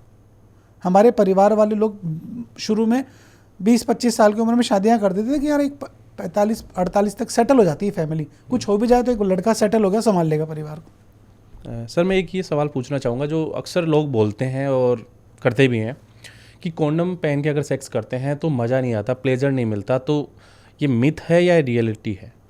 कुछ हद तक ये रियलिटी भी है कि जब आप कॉन्डोम पहन लेते हो तो आपका जो सेंसेशन है वो कमज़ोर पड़ जाता है, एक परत आ जाती है आपके पेनिस और वजाइना के बीच में। तो ऐसी जगह पे कई लोगों को फीलिंग आना कम हो जाती है। अब इसमें कुछ बात ये कि कई लोग ऐसे होते हैं जो ऐसे कॉन्डोम पहन लेते हैं, एक्स्ट्रा टाइम कॉन्डोम पहन लेते हैं जिसमें क्या लुब्रिकेशंस होते हैं सेंसेशन को कम करने के लिए, टाइमिंग को बढ़ाने के लिए। तो वो जो आप कंडोम पहनोगे तो आपको सेंसेशन आना ही बंद हो जाएगा, तो आपका उस वक्त क्या होता है, खड़ा होना बंद हो जाता है, आपका पेनिस जो है उसमें फीलिंग नहीं आएगी, तो वो ढीला पड़ जाएगा, तो एक्ट कंप्लीट नहीं हो पाएगा। अब किसी ने लाइफ में फर्स्ट अटेम्प्ट में ऐसा काम कर लिया तो उसको कॉन्डोम से फियर हो जाएगा। बट आज की तारीख में बहुत अच्छे ब्रांड्स के कॉन्डोम्स आते हैं जो बिल्कुल अल्ट्रा थिन है, पता भी नहीं चलेगा कि कॉन्डोम पहना है। तो यदि आप वो पहनते हो तो आपको वो जो सेंसेशन जा रहा है वो नहीं जाएगा। बट अगेन कॉन्डोम बहुत ज़रूरी चीज़ है, हर आदमी को पहनना चाहिए। यदि कहीं बाहर जा रहा है, कहीं गर्लफ्रेंड वगैरह के साथ सेक्स कर रहा है तो हमेशा प्रोटेक्शन के साथ ही सेक्स करना चाहिए, नहीं तो क्या होता है कि आप STDs वगैरह लेके आ सकते हो। ये एक्स्ट्रा टाइम वाले कॉन्डम यूज करना सेफ है? एक्स्ट्रा टाइम कॉन्डोम बिल्कुल सेफ़ होते हैं यदि आपको उससे कोई दिक्कत नहीं हो रही है, आप एलर्जिक नहीं हो उससे, आपका उससे इरेक्शन नहीं जा रहा है, तो एक्स्ट्रा टाइम कॉन्डोम यूज़ करके आप अपना टाइम बढ़ा लो। इससे सस्ता इलाज इस दुनिया में कुछ नहीं हो सकता कि 10 रुपये का एक्स्ट्रा टाइम कॉन्डोम लगाया, आपने सेक्स किया, आप और आपका पार्टनर दोनों खुश हैं, इट्स ओके। पूरी दुनिया में इससे सस्ता इलाज क्या है? कॉन्डम के अलावा और क्या क्या ऐसे टूल्स हैं अभी के दौर के अंदर अनुसार, जैसे आपने एक्सप्लोर किया है, क्या चीज़ें यूज और कर सकते हैं अगर कॉन्डम यूज नहीं करना है तो? देखो, टाइम बढ़ाने के लिए extra time condom, protection wise भी अगर बात प्रोटेक्शन वाइज कॉन्डोम के अलावा और कोई तरीका नहीं है। यदि आप किसी अननोन पार्टनर के साथ जा रहे हो, यदि आप वाइफ के साथ सेक्स कर रहे हो, तो आप प्रोटेक्शन के लिए जब एजैकुलेशन से पहले बाहर निकाल सकते हो, जिसको इन आउट बोलते हैं, कि जैसे एजैकुलेशन होने वाला है बाहर निकाल लो। या जो सेफ डेज है उन पे सेक्स मत करो, कि जो जिनमें प्रेगनेंसी हो सकती है उनमें सेक्स नहीं करना। सेफ डेज होते हैं उनमें आप सेक्स करो तो कोई दिक्कत नहीं। पर कई बार आदमी की कैलकुलेशंस मिस हो जाती है, कई बार फीमेल भूल जाती है, तो प्रेगनेंसी के चांसेस लग जाते हैं। इसके साथ साथ बहुत सारी चीज़ें जैसे मेडिकल्स पे हम देखते हैं और दोस्तों से भी सुनते हैं कि सेक्स से पहले वाइग्रा ले लो तो बहुत टाइम तक ऐसा रहेगा, आप बहुत टाइम तक सेक्स कर सकते हो, पिल्स ले सकते हो, बहुत सारे ऑयल्स आते हैं जापानी वगैरह, पता नहीं क्या क्या, वो यूज़ कर सकते हो। तो ये सारी चीज़ें यूज़ करना सेफ़ है, करनी चाहिए नहीं करनी चाहिए? ये बिल्कुल भी यूज़ नहीं करनी चाहिए, क्योंकि ये हमारे शरीर के लिए, हर बॉडी के लिए अलग बनी। दिस इज़ नॉट पैरासीटामोल कि बुखार हो गया और आपने इमरजेंसी में किसी बच्चे को दे दी। आपको कोई भी दवाई बिना डॉक्टर के सलाह से नहीं लेनी चाहिए, बिना सलाह के। क्यों? क्योंकि इनके साइड इफ़ेक्ट्स हैं। आपको पैरासीटामोल 250 mg भी आती है, 500 mg भी आती है और 1000 mg भी आती है। ये कौन सा है, क्या डोज है, डॉक्टर डिसाइड करता है। वाइग्रा की जो गोली है उसके बहुत सीवियर साइड इफ़ेक्ट्स होते हैं।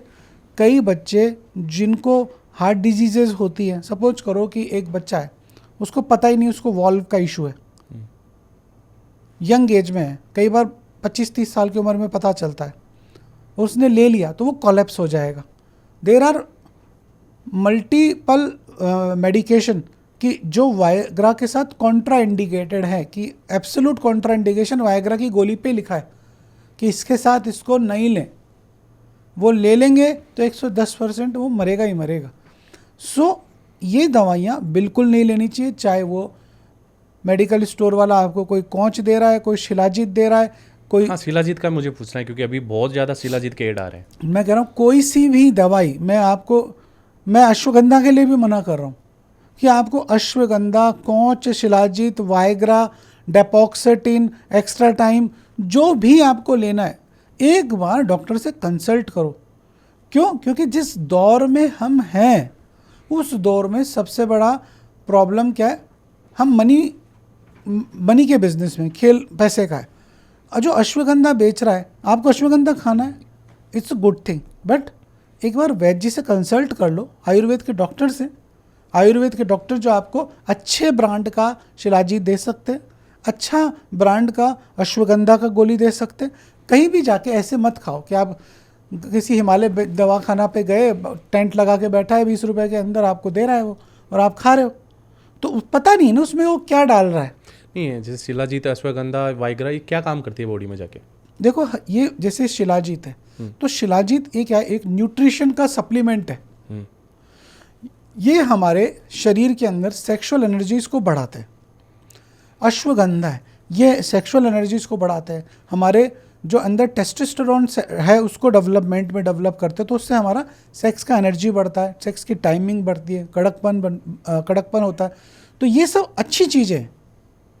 पर again Viagra is a wonderful molecule, एक बहुत बेहतरीन दवाई है, एक ऐसी दवाई है जिसने पूरे मेडिकल साइंस का इतिहास बदल दिया, भूगोल बदल दिया। इतना बेहतरीन मॉलिक्यूल है, बट वो हर किसी के लिए नहीं है।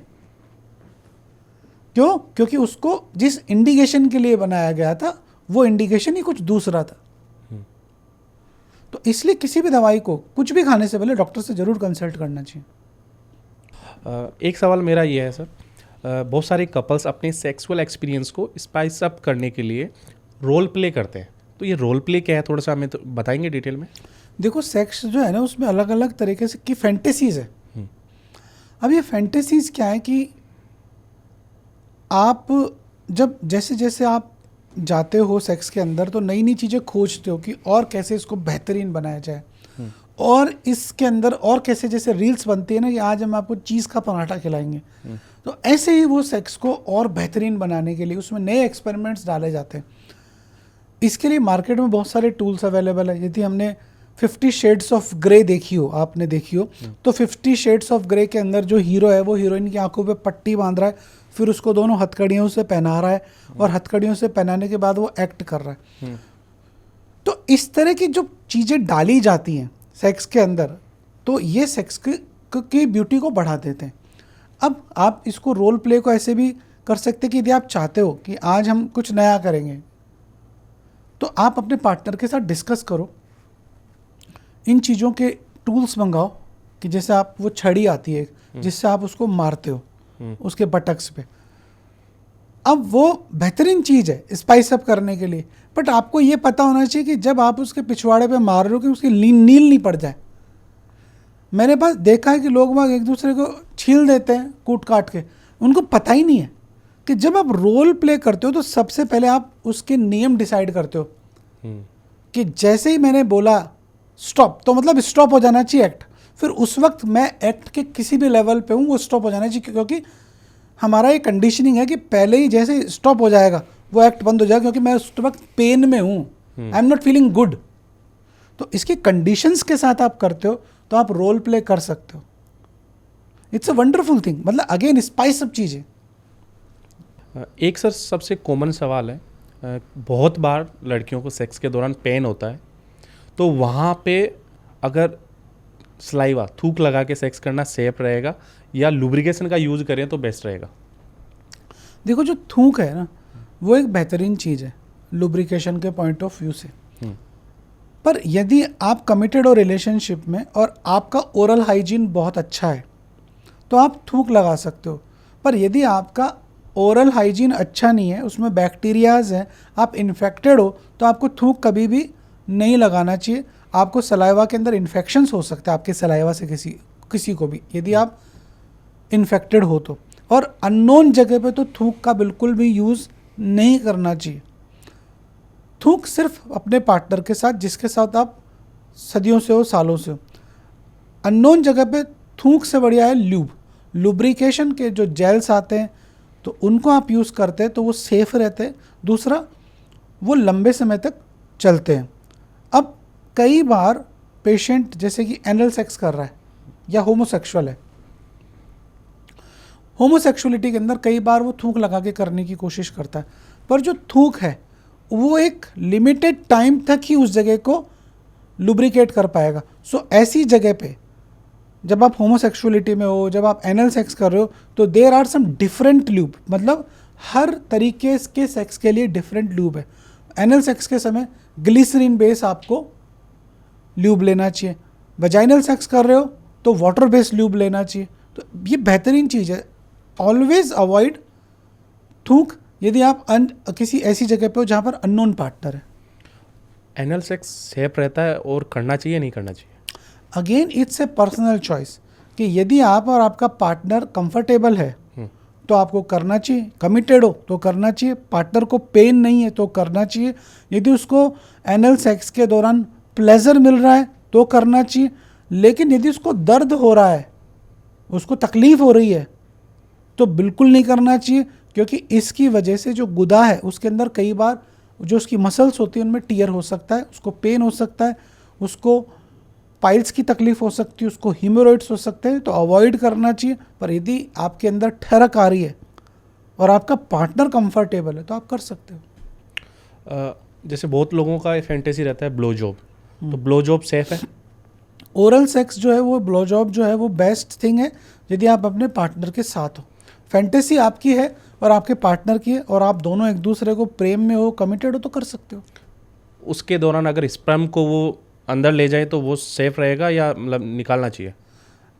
स्पर्म जो है उसका टेस्ट आपको अच्छा लगता है, यदि आपके पार्टनर को पसंद है तो उसको वो अंदर ले सकता है। उससे कोई इन्फेक्शन, कुछ डिजीज वगैरह? उससे इन्फेक्शन हो सकता है यदि आपके स्पर्म में इन्फेक्शन है तो। यदि आपका स्पर्म जो है उसमें बदबू आ रही है, उसमें ब्लड क्लॉट्स आ रहा है और आपका पार्टनर उसको ले रहा है तो वो इन्फेक्टेड हो सकता है। यदि आप एक फ्रेश स्पर्म है, रेगुलर हो, आपको उसकी स्मेल अच्छी लगती है, प्लेजेंट लगती है, आपको उससे अच्छी फीलिंग आती है, तो आप उसको सक भी कर सकते हैं।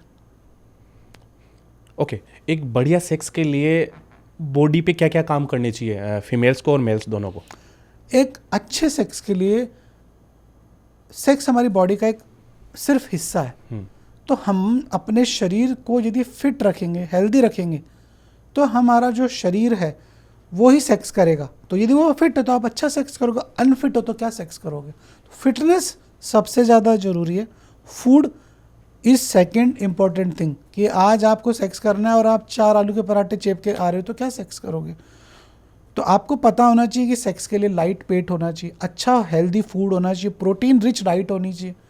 यदि आप अच्छी खा रहे हो, अच्छे नट्स ले रहे हो, अच्छा वेज या नॉन वेज जो आपको पसंद हो, तो आप अच्छा सेक्स कर सकते हो। अगर हाइजीन की बात करें तो? हाइजीन बहुत ज़रूरी है सेक्सुअल एक्टिविटी के अंदर। आप अपने पार्टनर के पास जा रहे हो और आपने अपने लिंग के चारों तरफ गुच्छे ही गुच्छे बना रखे हैं बालों के, तो उस जंगल में उस फीमेल को अच्छा फील नहीं आएगा। तो आपको अपने जो पीनिस है उसका हाइजीन, उसको क्लीन करना ज़रूरी है, उसके बाल साफ़ करना ज़रूरी है। सेम विथ वजाइना, कि यदि आप चारों तरफ जंगल से ढकी हो तो उसको फील ही नहीं आया। क्यों? क्योंकि your brain is addicted to that porn star. वो देख रहा हो पॉर्न स्टार की जो वजाइना बिल्कुल क्लीन थी, लाल थी, झकास थी, और आपके यहाँ पे क्या है, जंगल से घिरी हुई बदबू आ रही है, उसके अंदर आप हाइजीन पे ही ध्यान नहीं दे रहे हो। तो हाइजीन इज़ वेरी इंपॉर्टेंट। अगर हाइजीन रखते हैं तो वो पॉर्न स्टार की तरह फुल इंजॉयमेंट कर सकता है। कुल मिला के बात ये है, पॉर्न स्टार की तरह आप इंजॉय करो या किसी भी तरह इंजॉय करो, पर हाइजीन बहुत ज़रूरी है, क्योंकि आपको सेक्स का फ्रूट खाना है। अब आप उसको कैसे खाओगे ये आप डिसाइड करते हो। अब आप ओरल करना चाह रहे हो और बांस मार रही वजाइना, तो क्या ओरल करोगे आप। सेम विथ पीनिस, आपके पीनिस के अंदर से बदबू आ रही तो क्या कोई फीमेल उसको मुंह में लेगी। अब आपने फैंटेसी तो दुनिया भर की क्रिएट कर ली और आप ध्यान नहीं दे रहे, तो फिर this is not good, this is not good for sex. Amit ji, हमने पॉडकास्ट में काफ़ी चीज़ें कवर कर ली हैं, तो अब हम निचोड़ निकालते हैं, क्योंकि लास्ट में हमारा एक सेगमेंट रहता है रैपिड फायर का, जिसमें हम छोटे सवाल रहेंगे, सिंगल वर्ड आंसर रहेगा आपका। तो आप रेडी हैं? जिनमें क्या रहेगा कि कुछ चीज़ें जो अपन छोड़ चुके हैं या कुछ भूल चुके हैं, वो इस रैपिड फायर में शॉर्ट आंसर में आंसर आ जाएगा। रेडी? ओके। वाइग्रा या शिलाजीत या अश्वगंधा? ये पेशेंट पे डिपेंड करता है और डॉक्टर के कंसल्टेशन के बिना कुछ भी नहीं लेना चाहिए। पॉर्न एजुकेशन है या एडिक्शन? दोनों है, एजुकेशन भी है और एडिक्शन भी है। सेक्स या इंटीमेसी क्या ज़्यादा इम्पोर्टेंट है? सेक्स भी जरूरी है और इंटीमेसी भी, दोनों जरूरी है। लव बिना सेक्स पॉसिबल है? लव बिना सेक्स पॉसिबल है। सेक्स लाइफ खराब होने का सबसे कॉमन रीज़न? सेक्स लाइफ खराब होने का सबसे कॉमन रीज़न है कि लोग फिटनेस पे ध्यान नहीं देते, unhealthy lifestyle. Morning sex या नाइट सेक्स? जब आपका मन करे तब खाना खा लो। One night stand healthy choice है या इमोशनल रिस्क? सबसे खतरनाक चीज़ है, आप उससे एसटीडी ला सकते हो। सप्लीमेंट्स हेल्पफुल या हार्मफुल? सप्लीमेंट्स हेल्पफुल भी है और हार्मफुल भी है। यदि आप अंडर डॉक्टर सुपरविजन ले रहे हो तो everything is good. Worst sexual advice जो लोग फॉलो करते हैं? उनकी unrealistic sexual expectations. Best natural libido booster? Best natural libido booster है घर के अंदर जो खाना बन रहा है और जो घर का food is the best sexual libido booster. Stress libido का सबसे बड़ा दुश्मन है? स्ट्रेस लिबिडो का सबसे बड़ा दुश्मन है। सेक्स मेंटल है या फिजिकल? सेक्स मेंटल भी है और फिजिकल भी है। पॉर्न एक्सपेक्टेशन बढ़ाता है या बिगाड़ता है? पॉर्न सेक्सुअल एक्सपेक्टेशन को बिगाड़ता है। मैस्टरबेशन हेल्दी है या हार्मफुल? मैस्टरबेशन हेल्दी है यदि आप सही तरीके से कर रहे हो। डेली सेक्स मिथ है या नीड? डेली सेक्स मिथ है। साइज मैटर करता है? ये मिथ है या रियलिटी? साइज मैटर करता है, ये मिथ नहीं है। एवरी आदमी की सैलरी मैटर करती है। परफॉर्मेंस एंजाइटी रियल है या ओवर थिंकिंग? परफॉर्मेंस एंजाइटी एक रियल थिंग है, ये ओवर थिंकिंग से आती है। ट्रस्ट पहले या अट्रैक्शन? ट्रस्ट। प्लानिंग सेक्स या अचानक? जब मौका मिल जाए चौका मार दो। सेक्स टॉयज कपल के लिए बेहतर है या सोलो के लिए ज़्यादा सही है? दोनों के लिए बेहतरीन है। सेक्स टॉयज इंटीमेसी बढ़ाते हैं या रिप्लेस कर देते हैं? सेक्स टॉयज इंटीमेसी बढ़ाते हैं और रिप्लेस भी कर देते हैं। सो एवरी गैजेट जो आप यूज़ ले रहे हो वो आपको कॉशन से यूज़ लेना है। पोजीशन प्लेजर के लिए ज़्यादा इम्पोर्टेंट है या कनेक्शन? कनेक्शन बहुत ज़रूरी है।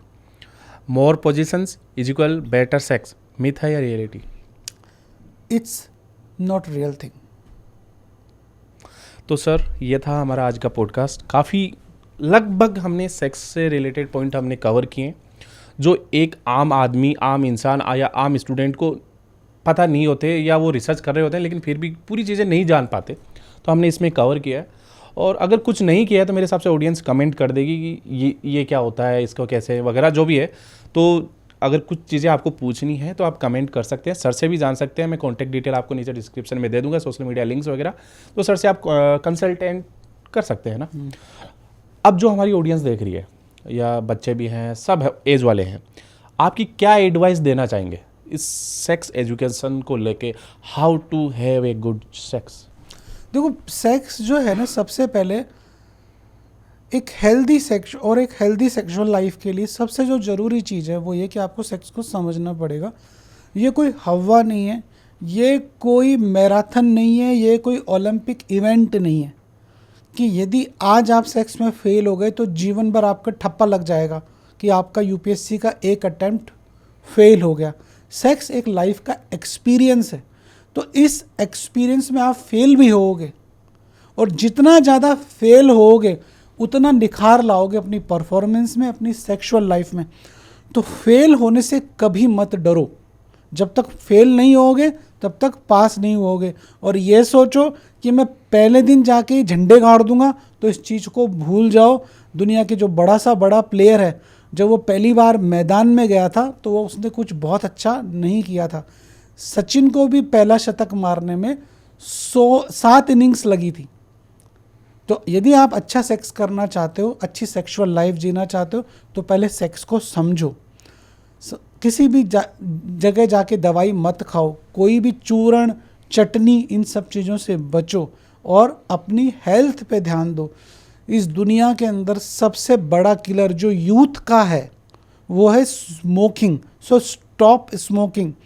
यदि आपको ऐसा लग रहा है कि मैं गलत बोल रहा हूँ तो गूगल करो कि smoking causes erectile dysfunction. Europe के अंदर सिगरेट के पैकेट के ऊपर लिखा हुआ है स्मोकिंग कॉजेज इम्पोर्टेंस। तो यदि आप सिगरेट पी रहे हो अभी से इसको बंद करो। एक अच्छी हेल्दी सेक्सुअल लाइफ के लिए शरीर पे ध्यान दो और ऑथेंटिक कंटेंट को ही सुनो और उसी पे अमल करो। ठीक है सर, बहुत बढ़िया एक्सपीरियंस रहा आपके साथ। हमने भी काफ़ी चीज़ें सीखी है आज आपसे, और ऐसे ही दुनिया सीखती रहे, यही कामना करते हैं। और ये पॉडकास्ट मेरे हिसाब से सबको देखना चाहिए, और अगर किसी को भेजना है तो उनको भेज भी सकते हो। भाई सेक्स का नॉलेज किसी को देना है, आप खुद बताते हुए शर्मा रहे हो कि मैं उनसे बात नहीं कर सकता, तो ये पॉडकास्ट भेज दीजिए, मेरे हिसाब से सारा वो समझ लेंगे। आज के लिए इतना ही, मिलते हैं किसी नई टॉपिक पे, और हम कुछ और भी टॉपिक लेके आ रहे हैं आपके लिए सेक्स टॉयज़ से रिगार्डिंग। तो आपको ऐसे कोई स्पेसिफिक टॉपिक बता सकते हैं कमेंट करके कि हमें ये सवाल पूछने हैं, तो हम वो आपके कोई अच्छे सवाल होंगे तो हम उस एपिसोड में कवर कर लेंगे। आज के लिए इतना ही, मिलते हैं किसी नेक्स्ट एपिसोड में। जय हिंद। धन्यवाद।